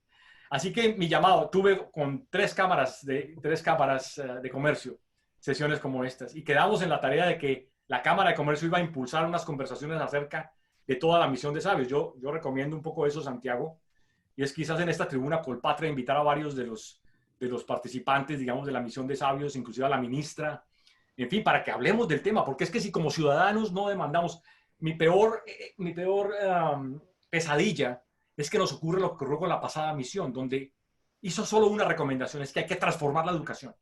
La misión de García Márquez. Se quedó en papel, se quedó agarrando polvo y no nos podemos dar el lujo de que eso ocurra. Entonces eso es número uno. Yo creo que cada quien tiene que apropiarse, entender. Yo le decía un momento al presidente, le decía, mire, cuando yo pueda preguntarle, digamos, a la persona que me recibe en el hotel, en la puerta del hotel y me pueda explicar brevemente lo que es la misión de Sabios, ese día creo que hemos avanzado. Es mucho aspirar. Pero digo, si yo le pregunto a un empresario si entiende la misión de Sabios y me dice eso qué es, pues estamos complicados. Y no estoy diciendo que sea culpa de ellos o de estos. Necesitamos montarnos en un proceso como este. Santiago y Daniel, yo celebro que ustedes tengan estos diálogos porque de eso se trata. Es cómo diablos hacemos mejor país. Cómo diablos hacemos mejor país en el contexto de una agenda que ya se definió. Miren, yo he mostrado la agenda de país a 2 o 3 países más en Latinoamérica y me dicen, wow, ¿ustedes cómo hicieron eso? Yo no tengo eso. Brasil no lo tiene, Chile no lo tiene. Yo lo presenté a un grupo de gobierno de Chile. O sea que ya el trabajo se hizo. Entonces eso es uno. Hay que involucrarlo. Segundo, yo creo que el gobierno tiene que trabajar de una manera más mancomunada. Si yo fuera el presidente, que no quiero ser, porque yo creo que yo soy mucho mejor, puedo aportar más desde afuera que desde allá adentro, yo llamaría esencialmente, con todo y pandemia, a por lo menos una reunión mensual con el gabinete. porque es que la misión de sabios toca todo el gabinete, arrancando por el de Hacienda, en fin. Y preguntaría, oiga, ¿cuál es su aporte a la misión de sabios? Porque se cree un poco que esto recae más que todo en el Ministerio de TICS y en el nuevo Ministerio de Ciencia y Tecnología. Entonces, también se requiere un poco de articulación del gobierno. Yo le decía, por ejemplo, el tema de conectividad en Colombia es dramático, Daniel. En el último censo del DANE, el 50% del país está desconectado. Y eso incluye las ciudades. Si tú agarras los territorios, la desconexión es probablemente del 70%. Colombia no puede dar ese salto si no nos metemos en un esfuerzo de creación de infraestructura digital estratégica, y el tema de conectividad es absolutamente estratégico para poder hacer eso. Entonces, yo creo que hay mucho que podría hacer el gobierno en crear las condiciones. Yo le decía, ministra y presidente, hagamos un llamado al sector productivo global con un objetivo de conectar a Colombia al 100% para el 2035. Hay un fondo, que es el fondo de telecomunicaciones, que puede ser utilizado para eso y no para entregar computadores o teléfonos, en mi opinión. Entonces, la idea es esa. Es cómo conectamos la sociedad civil, cómo creamos un poco de piel conjunta en la cual nos duela al mismo tiempo la necesidad de que esto no se puede quedar en el papel. No porque yo he sido participante, pero porque me duele Colombia, especialmente si esa oportunidad la perdemos. Daniel. Gracias, Orlando. Hay una pregunta me lo envían desde la industria tecnológica. Gamaliel Vesga, presidente de Pensemos en Bucaramanga, y me dice que cuál es su opinión de la estrategia que debería tomar la industria de software y tecnología colombiana. ¿Cuáles son esas rutas o pilares que se deberían fortalecer y esos caminos que se deben, digámoslo, abordar rápidamente para facilitar esa misión de sabios, digámoslo, Sí. Conectarnos y pues ayudar a la transformación? Pues mira, esa es una gran pregunta, y es una gran pregunta porque pues cada quien va a hacer lo suyo desde el punto de vista de tecnología y tal. Pero yo creo que no habría impulso más grande de esto. Yo dije número 25 para el 2030 de Producto Interno Bruto por Ciudadano, ¿de acuerdo? Pero hay dos variables allí, son 35 puntos de medición, pero hay dos en donde yo creo que le daría gran contexto a la industria de tecnología en Colombia para trabajar en esto, que son importantes para Colombia, pero son importantes también a nivel global, que es lo bonito de esto. Entonces, lo primero es arropar y es doblar la producción del Producto Interno Bruto de Colombia en agricultura para el 2030. Hoy creo que es el 6% del Producto Interno Bruto, doblarlo al 12%. Y luego, manufactura también, doblar la contribución de manufactura a la contribución del Producto Interno Bruto. Solo esos dos escenarios, bien trabajados. Yo hablaba de lo que estamos haciendo en el META, que es agricultura inteligente. O sea, hay una gran cantidad de escenarios bajo esos dos objetivos, en los cuales en el contexto de problemática a resolver y de oportunidad colombiana, se podrían hacer esfuerzos articulados para producir emprendimiento digital hacia resolver esos problemas, arrancando de cómo doblamos la participación del Producto Interno Bruto de Colombia para el 2030 en agricultura. Bueno, eso no va a ocurrir si no tecnificamos, eso no va a ocurrir si Colombia no invierte en conectividad, eso no va a ocurrir si no creamos emprendimientos tecnológicos para la producción de productos, de ingredientes activos, como yo hablé de la cafeína. Entonces, mira, no hay nada más poderoso. ¿Por qué se convirtió? Te voy a dar un ejemplo asociado. ¿Por qué se convirtió? Y tú me lo vas a responder porque sé que tú sabes la respuesta.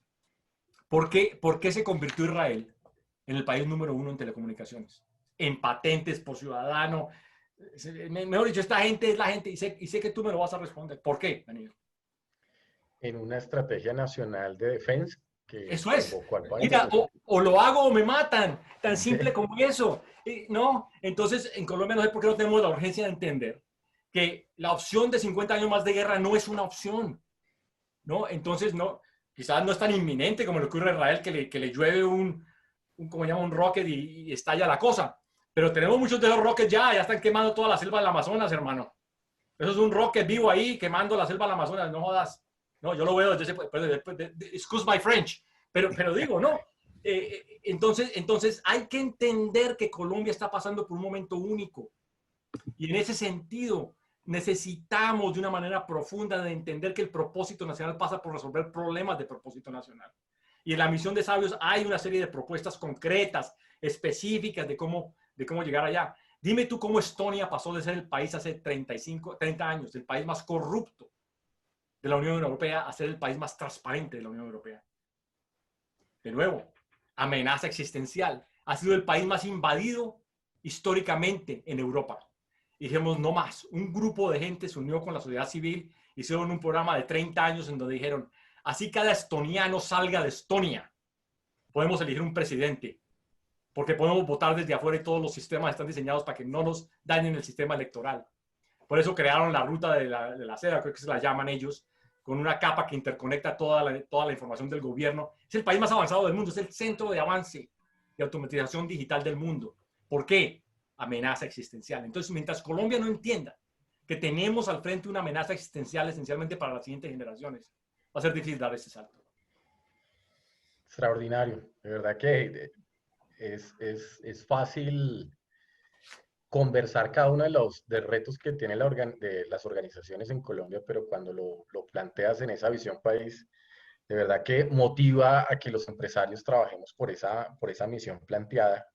Y me deja pensando algo que he conversado académicamente con algunas personas. Y cuando se menciona la biotecnología o la bioeconomía, y se habla de las NBICs, que las explicaste en las convergencias tecnológicas, ahí hay un talento en investigación en Colombia en biotecnología que no ha florecido, que no es visible, porque no hemos tenido una economía de la biodiversidad, no la hemos aprovechado. Centros universitarios en Colombia pues se destacan en ese aspecto, pero no existe una economía, ¿no? ¿Cómo generar esa economía? Porque si tenemos un país biodiverso y la humanidad, digamos, lo llama a que el país pues explote en esas tecnologías, ¿qué debe hacer para que en un momento de convergencia, donde tenemos los elementos y los fundamentales para hacerlo, qué hacer para que eso explote? ¿Sí? La tecnología y las NBICs, en donde uno diga, somos el Israel de las NBICs en 10 años. ¿Qué tendríamos que hacer ahí? Bueno, mira, yo creo que hay mucha capacidad en Colombia. Lo que pasa es que esta, de alguna forma, inclusive no la hemos utilizado bien. Yo estuve involucrado sobre todo en el High Performance Computer que colocamos en el eje cafetero. Ahí trabajamos con HP, con Microsoft, transferimos toda la plataforma de biodiversidad que está allí. Pero yo creo que cuando todas estas cosas ocurren sin contexto, es difícil hacer centrar a la gente en un objetivo común. Y no hay necesidad que lo hagamos todo al mismo tiempo. Así que un poco la respuesta es la misma que ya te di, Daniel. Y es, la misión de Sabios se hizo con ese propósito. Y es recoger de la sociedad lo bueno que tenemos. Porque hay gente aquí, mira, yo en mi historia con Microsoft tuve responsabilidad por 125 países a nivel mundial y trabajé con profesionales de todo el mundo. Y me quito el sombrero de la capacidad que tenemos en Colombia la gente. En serio. No lo digo por ser colombiano ni por ser ahí paisajista. Pero la realidad es que tenemos gran talento, tenemos insumos en Colombia para hacer esto, tenemos la pasión para hacerlo. Pero yo creo que necesitamos que estos diálogos se den más. Tenemos que demandar un poco, y va a ser un poco la determinación de grupos como este, en que se monten un poco en eso, en el contexto que haga sentido, ¿no? Porque no, yo no voy a hacer cosas que no hacen mayor sentido, pero sí en el contexto que haga más sentido más allá de lo que yo hago. Es abrir el sentido de cómo Colombia lo puede hacer. Así que necesitamos mucha evangelización al respecto. La palabra mal usada porque yo tengo poco de religioso, pero utilicémosla y permítanme usarla de esa forma. Pero digamos en la capacidad de poder el diálogo, tenerlo vivo y traducirlo en acción. Y así te decía, en Ecopetrol decidimos tener una agenda y estoy pero feliz porque es increíble como un grupo súper talentoso ya ha definido una agenda precisa, específica y pasa por el tema de agua, donde Colombia puede ser una gran potencia. Santiago sabe eso. Santiago, creo que nosotros, ¿cuántos que producimos más de agua que de petróleo? Como 10 veces más agua que petróleo. Sí, como 1 por 14. Imagínate, 1 por 14. Esa agua está ahí. Y Colombia, imagínate lo que el agua es. El agua es todo. El agua pasa por la economía, por la economía de manera precisa y es la base. Entonces, nos estamos preguntando, dado lo que estamos haciendo, cómo Ecopetrol como tal para y dice, aquí estamos. De hecho, Ecopetrol anunció, y esto solamente ustedes lo saben, esto es público, $30 millones que se van a poner contra este esfuerzo. Entonces, a cada quien le va a corresponder hacer lo suyo. Ojalá haya mucho más diálogo intersectorial, porque yo creo que esto requiere de mucho diálogo, por eso las cámaras de comercio, las alcaldías, en fin, yo creo que hay que empezar a involucrar a la gente. Colombia, por ejemplo, tiene una concentración en ciudades tremenda, como ustedes saben, generada por el tema de la guerra. La conceptualización, por ejemplo, de una agricultura urbana, es algo que hay que pensar. En fin, hay mil ideas ahí para emprendimientos y hay que solucionar ciertas cosas. Yo escribí un paper que es una arquitectura tecnológica para Colombia. Y tiene varios componentes, no vamos a entrar a ellos porque no tenemos tiempo. Hay que crear, y yo creo que, por ejemplo, una agenda bien definida como esta podría atraer capital extranjero para inversión. Capital inteligente, no queremos cualquier capital. Capital inteligente, que significa que es un escenario como reconocimiento facial, que sé que ustedes están metidos de lleno en el tema. Podamos atraer capital inteligente de gran escala en escenarios en reconocimiento facial que resuelvan problemáticas de Colombia. Por ejemplo, en Ecopetrol acabamos de implementar todo el tema de reconocimiento facial para la detección del tema de la entrada de los empleados con respecto al tema de la temperatura. En fin, está todo ahí, Daniel. Es cuestión de que no podemos dejar que esto se presentó el 5 de diciembre y está ahí, ¿no? Entonces, yo sí le sugerí al presidente y se va a hacer una rendición de cuentas de esto. Eso fue antes de la pandemia. Y yo creo que la estaremos haciendo, ojalá, este año, por ahí en noviembre, octubre, cuánto hemos avanzado. Y quizás sea un momento para llamar otra vez a la sociedad en pleno y de una manera más premeditada para ver qué está haciendo cada sector al respecto. Orlando, voy a cambiarle el tema un poco más global, ¿sí? De lo que está pasando hoy en el ecosistema tecnológico y empresarial en Estados Unidos. Vi una noticia hoy de Tesla, digámoslo, del tremendo valor que ha tomado en esta etapa. Y pues algunos mencionan de una nueva burbuja, ¿sí? De una nueva burbuja o del momento de real cambio, digámoslo, de la economía. Y el valor que ha tomado Zoom creo que es superior al de 5 aerolíneas. Entonces, digámoslo, un poco en esa visión allá en Seattle, ¿qué se percibe de lo que está sucediendo en las tecnológicas, en Nasdaq? ¿Qué se prevé que va a pasar durante los próximos meses en estas grandes inversiones que van a suceder por el cambio drástico que ha tenido la economía y las tecnológicas creciendo? ¿Cómo se percibe esta situación en las tecnológicas allá, digámoslo, en Seattle y pues un poco también en Silicon Valley? Bueno, mira, yo creo que la respuesta es relativamente simple. Yo creo que lo que ocurrió en los últimos 6 meses aceleró 10 años. Muchos escenarios que eran impensables como el que estamos haciendo en este momento. Yo soy parte de la junta directiva de la tercera más grande de salud en los Estados Unidos, Centene Corporation, es una compañía de $100 billones, 40,000 empleados. El CEO de la compañía completamente negado a hacer reuniones de ningún tipo así. Hoy es un converso total. Tuvo que mover básicamente 40,000 personas en 3 semanas de manera segura a trabajar desde la casa. Entonces, es irreversible y por eso lo que ha ocurrido con la tecnología es que la explosión es justificada. Yo no creo que es una burbuja. Yo creo que es una burbuja un poco de mercado, eso sí lo sé, y eventualmente va a tener que tener una corrección, porque está claro.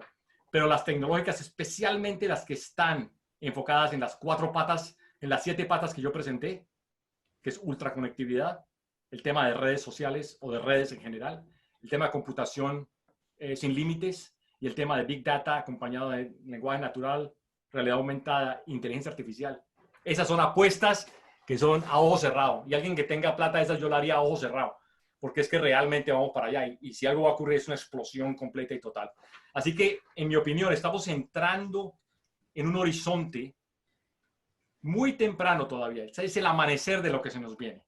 Y por eso la importancia un poco de la conversación que hemos tenido aquí. Y es cada negocio va a tener que preguntarse, especialmente en sus cadenas de valor. Yo llamo la cadena de valor lo que me hace diferente y realmente el corazón de mi negocio. ¿Cómo diablos lo voy a reposicionar con respecto a lo que se nos viene? Porque yo creo que las barreras de entrada están bajando rápidamente. El acceso, por ejemplo, a conocimiento de una compañía chiquita se ha multiplicado por 100, porque lo puedo hacer a través de esto. No tienen que viajar ni a China, ni... En fin, entonces, ese es mi objetivo. Yo creo que no hay burbuja realmente con las tecnológicas, especialmente las que están en ese cuadro que les mostré. Ahí esas compañías tienen pista para despegar y volar altísimo por bastante tiempo, en mi opinión. Bueno, pues Orlando, de verdad, Mira, por ahí veo fascinante. unas manos levantadas, ¿no? Está el doctor Oscar Iván Zuluaga, Bueno, no, Luis no los Javier había Parra. visto. Oscar Iván, muy buenas tardes. Muchísimas gracias por acompañarnos. Tienes el micrófono abierto. Daniel, muchas gracias. Bueno, primero saludar al doctor Orlando, felicitarlo por esta presentación muy inspiradora y motiva mucho ver no solo esa claridad en sus conceptos, sino una perspectiva sobre dónde nos tenemos que mover como país y como sociedad. Y la pregunta que le quiero hacer es la siguiente. La guerra tecnológica y comercial, como usted lo señala muy bien, entre China y Estados Unidos, hoy viene acompañado de un problema adicional, y es las inquietudes que significa para Estados Unidos la cadena de suministro, en la cual usted ha hecho tanto énfasis.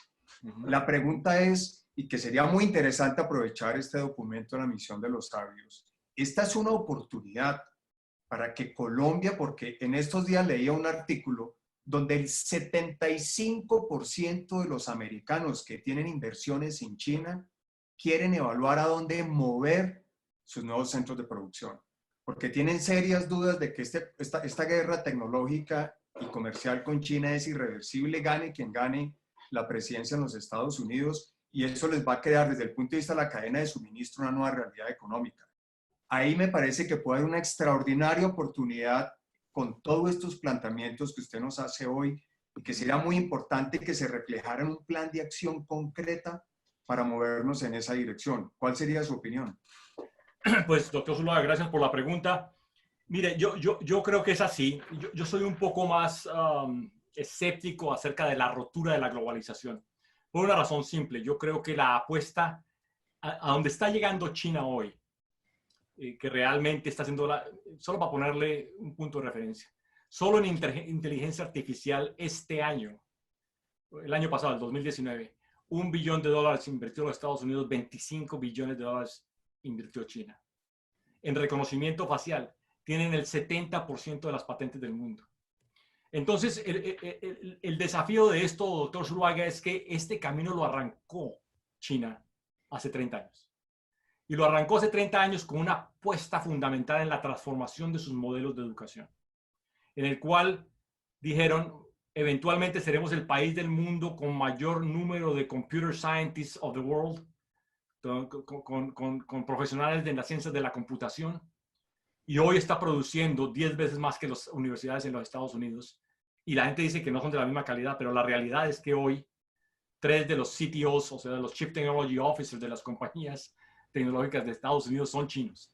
Entonces, quisiera decirle eso, porque es que Colombia tiene que pensar un poco en este proceso, doctor Zuluaga, un poco como lo pensó Roosevelt. Roosevelt realmente fue un presidente absolutamente iluminado, en el sentido que entendió que en un momento de crisis donde estaban a punto de una segunda guerra civil, porque poca gente sabe esto, pero realmente el tipo, a raíz del New Deal que creó en ese momento para los Estados Unidos, generó las condiciones de empleo. En este caso fueron condiciones de empleo alrededor de infraestructura básica física, puentes y como llaman estas del agua, los repositorios de agua, en fin.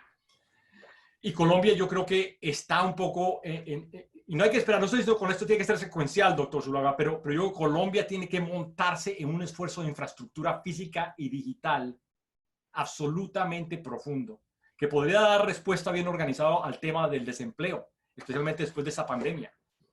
Y lo necesitamos. ¿Qué hacemos con una Colombia que pueda llevar esta tecnología de la que hablé del Meta, de agricultura inteligente, cuando no hay carreteras para sacar el producido? Entonces, yo partiría por ahí, doctor Zuluaga, y luego diría, hay oportunidades a corto plazo. Lo que pasa es que los chinos se han movido realmente en la escalera de valor de una manera absolutamente dramática. Todavía la gente piensa en ellos como si fueran esos tipos que producen cosas de bajo costo y baja calidad. Y no hay tal. Ellos ya saltaron y son el inversionista más grande en infraestructura crítica en África y Latinoamérica. Es uno de los dueños más grandes en tierras en Brasil, precisamente tratando de asegurar la seguridad alimentaria de sus chinos que vienen y los que están.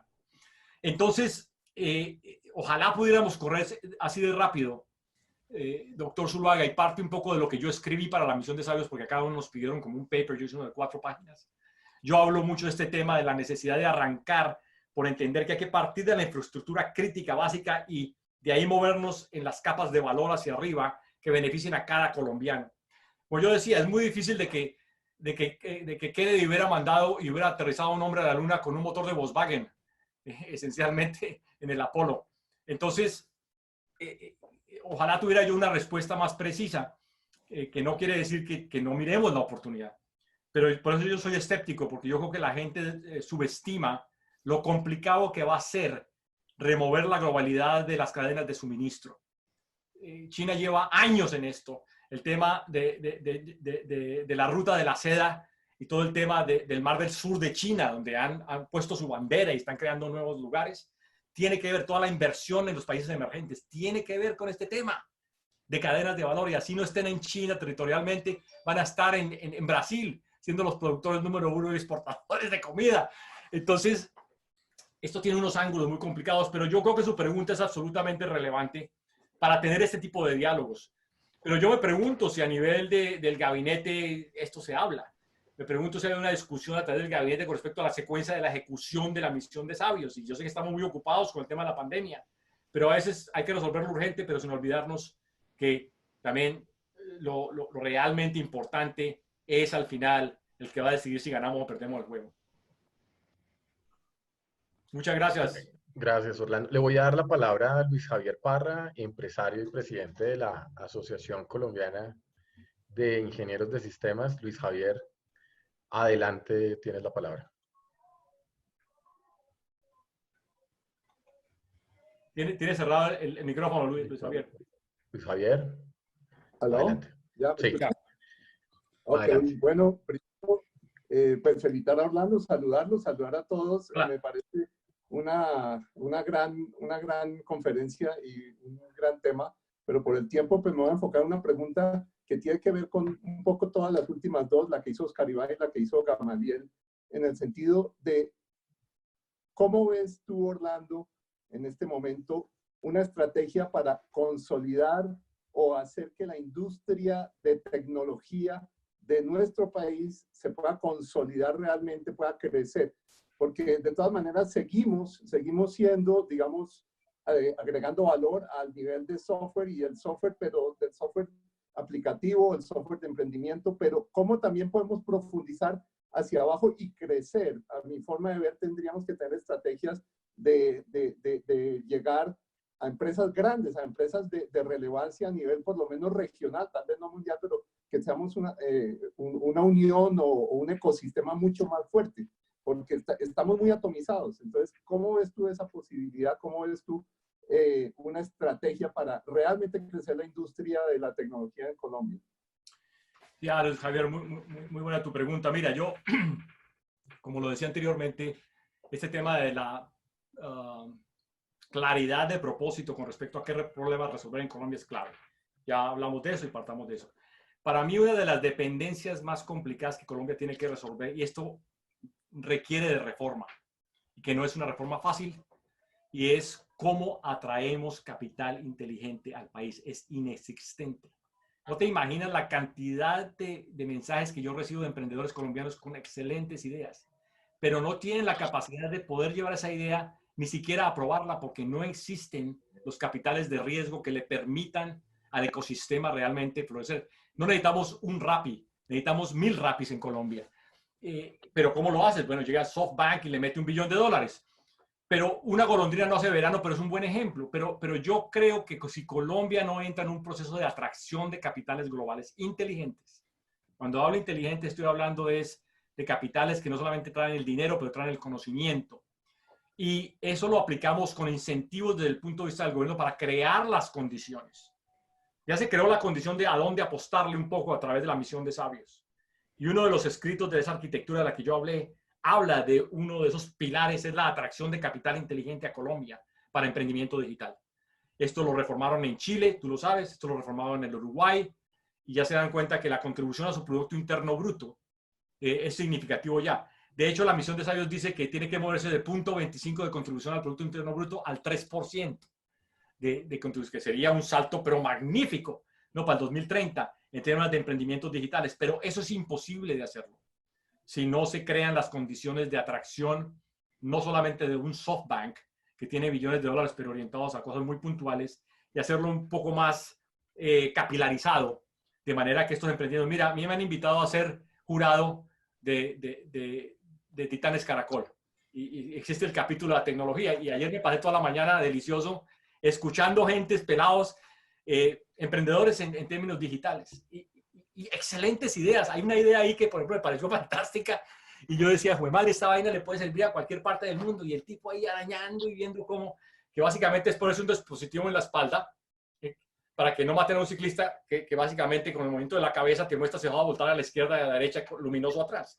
Lo hizo pensando y viendo que hay más de 1 millón de personas que mueren al año por accidentes, y si nos vamos a mover a transición energética, claramente la bicicleta es, en fin, hay idea fantástica, porque yo creo que tiene relevancia no solamente en Colombia del tema, pero no, o sea, ahí arañando y que va a haber $10,000 y entonces no, el siguiente paso no tiene con quién darlo, en fin.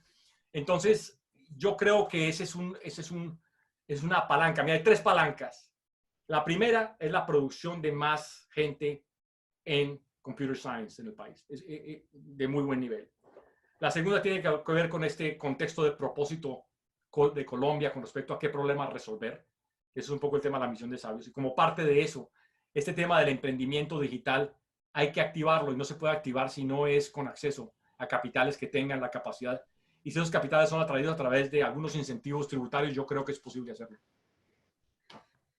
Gracias. Voy a darle la palabra. Gracias, Luis Javier. Voy a darle la palabra al doctor Marco Rocha.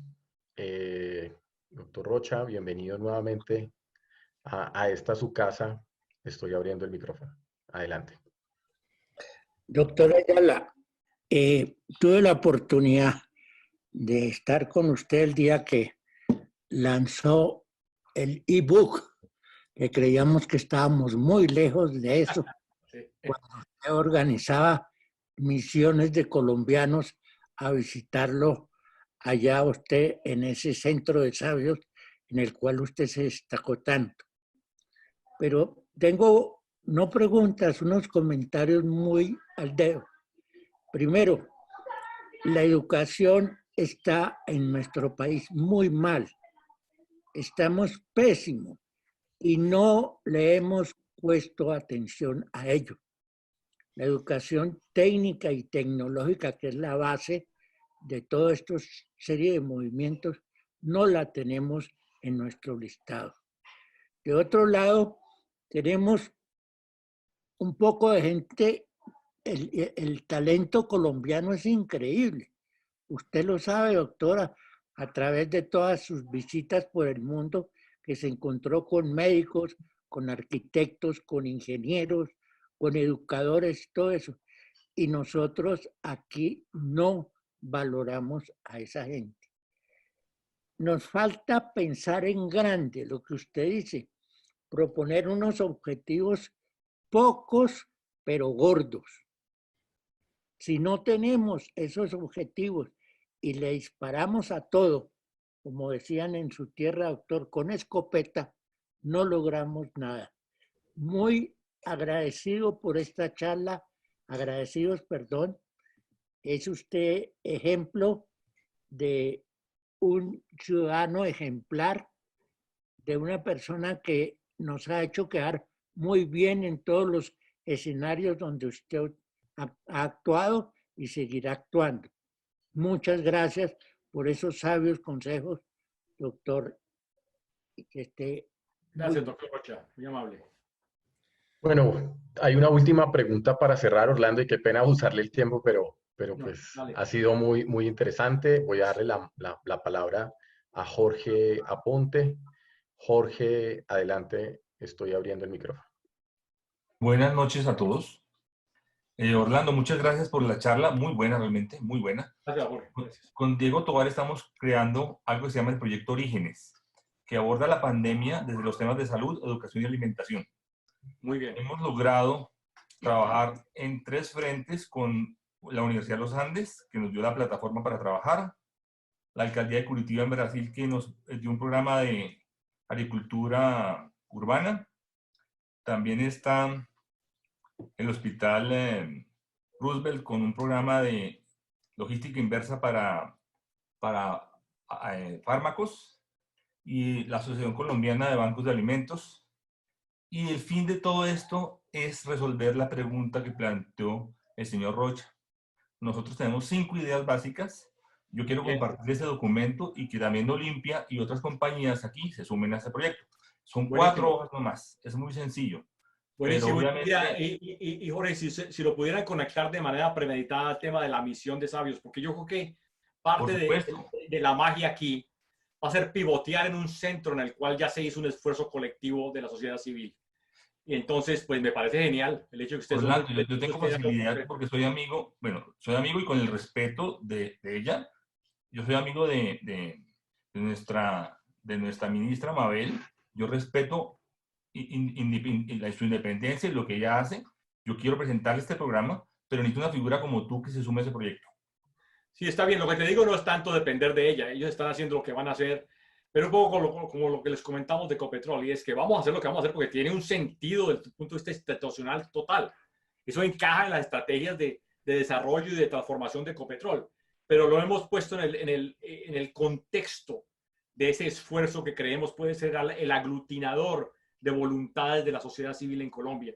Entonces, no, yo más que dispuesto, yo lo que pueda hacer para realmente avanzar tipo de iniciativas concretas y específicas como la que me describes, más que dispuesto. Así que gracias por avisarnos, Jorge. Bueno, Orlando, de verdad, Daniel, pues... Perdón, Daniel. Eduardo Pacheco, le damos el micrófono, por favor. Eduardo, hola, Eduardo.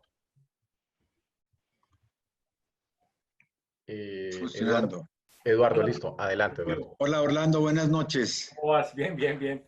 Muchas gracias por acompañarnos. Qué cantidad de temas tan interesantes. Nos podemos gastar aquí horas. Gracias. Pero para terminar, te quiero hacer una pregunta trivial y de golpe no tan trivial. Vienen las elecciones en los Estados Unidos en 4 meses. Y hablabas de lo de Cambridge y lo que pasó hace 4 años y en el Brexit. La elección de los Estados Unidos se va a definir por inteligencia artificial, para ponerlo de alguna forma. Pues mira, no cabe duda que en estas elecciones en Estados Unidos vamos a ver el esfuerzo desde el punto de vista del uso de la tecnología de manera amplia en el influenciamiento de, digamos, todas las comunidades. O sea que existe toda la capacidad tecnológica para hacer esa segmentación. Yo creo que la gente está un poco más alerta. Como ustedes saben, una de las cosas que se vienen grandes es que el tema del uso de la información personal, que donde parte la dignidad del ser humano. Yo siempre digo, la dignidad del ser humano más grande es poder ser invisible, Eduardo. Cuando a alguien se le quita la capacidad de ser invisible, le quitas la dignidad. Entonces, ha entrado ya viste la conversación entre Facebook y el Congreso de los Estados Unidos, que eso era una locura ver esos dos hablando, porque eso eran como 2 transatlánticos pasando en la noche y ni cuenta se dieron, ¿no? Pero entonces hay mucha más sensibilidad en este momento, no solamente de actores internos, sensibilidad inmensa desde el punto de vista inclusive de los chinos y los rusos, porque ahí hay y tienen la capacidad sin duda de hacer estos temas, especialmente los chinos. Entonces a mí no me cabe duda, Eduardo, que sí, yo creo que estas elecciones van a tener mucha influencia desde el punto de vista del análisis del uso de data inteligente, de inteligencia artificial en el proceso de la comunicación y el influenciamiento, un poco del sentimiento en poblaciones en los Estados Unidos que son altamente vulnerables, digamos, a los mensajes, y se va a hacer a una escala inclusive mucho más sofisticada, no solamente desde adentro, como te digo, pero también desde afuera. Yo soy donde creo que estamos en un punto donde lo que va a pasar en noviembre es el momento de la verdad del mundo, no solamente para Estados Unidos. Yo creo que 4 años más de lo que está ocurriendo aquí simplemente va a ser muy difícil que el mundo se mantenga de manera estable con un líder, con una... bueno, no tengo ni qué contarles, pero yo creo que todos hemos visto un poco casi impensable. Yo llevo 35 años en este país y jamás me imaginé en la historia que yo iba a presenciar algo así. Así que estamos en un momento de gran verdad y ojalá la tecnología salga como ese martillo, no para matar, pero para construir. Y esa es la gran esperanza. Orlando, muchas gracias. Bueno, a ustedes muchas gracias por el tiempo. Bueno, Orlando, de mi parte, de verdad, completa admiración y fascinado por esta charla. Ojalá la podamos repetir muchas veces porque creo que el aprendizaje es constante. Así Va de que, los dos lados, va de los dos lados. A través de las preguntas siempre hay nuevas formas de aprender. Bueno, Santiago, no sé, para cerrar tal vez su mensaje. Bueno, muchísimas gracias a todos los asistentes. Orlando, muchísimas gracias. Extraordinaria la conferencia. Cogemos la mano para hacer unas nuevas con otras personas y hacer unos debates. Parece que es muy interesante y necesario. Entonces, muchísimas gracias de nuevo. Un honor tenerte en esta tribuna e invitarlos para la tribuna de la semana entrante, el día 22 de julio a las 5 de la tarde, que nos acompañará Sandra Forero Ramírez, la presidenta de la Cámara Colombiana de la Construcción, Camacol. Bueno, muchísimas gracias y Orlando, muchísimas gracias. Bueno, nos vemos mañana. Santiago, chao. Bueno, ya, chao. Un abrazo. Feliz noche para todos. Daniel, gracias. Saludos a todos. Bueno, chao. un abrazo.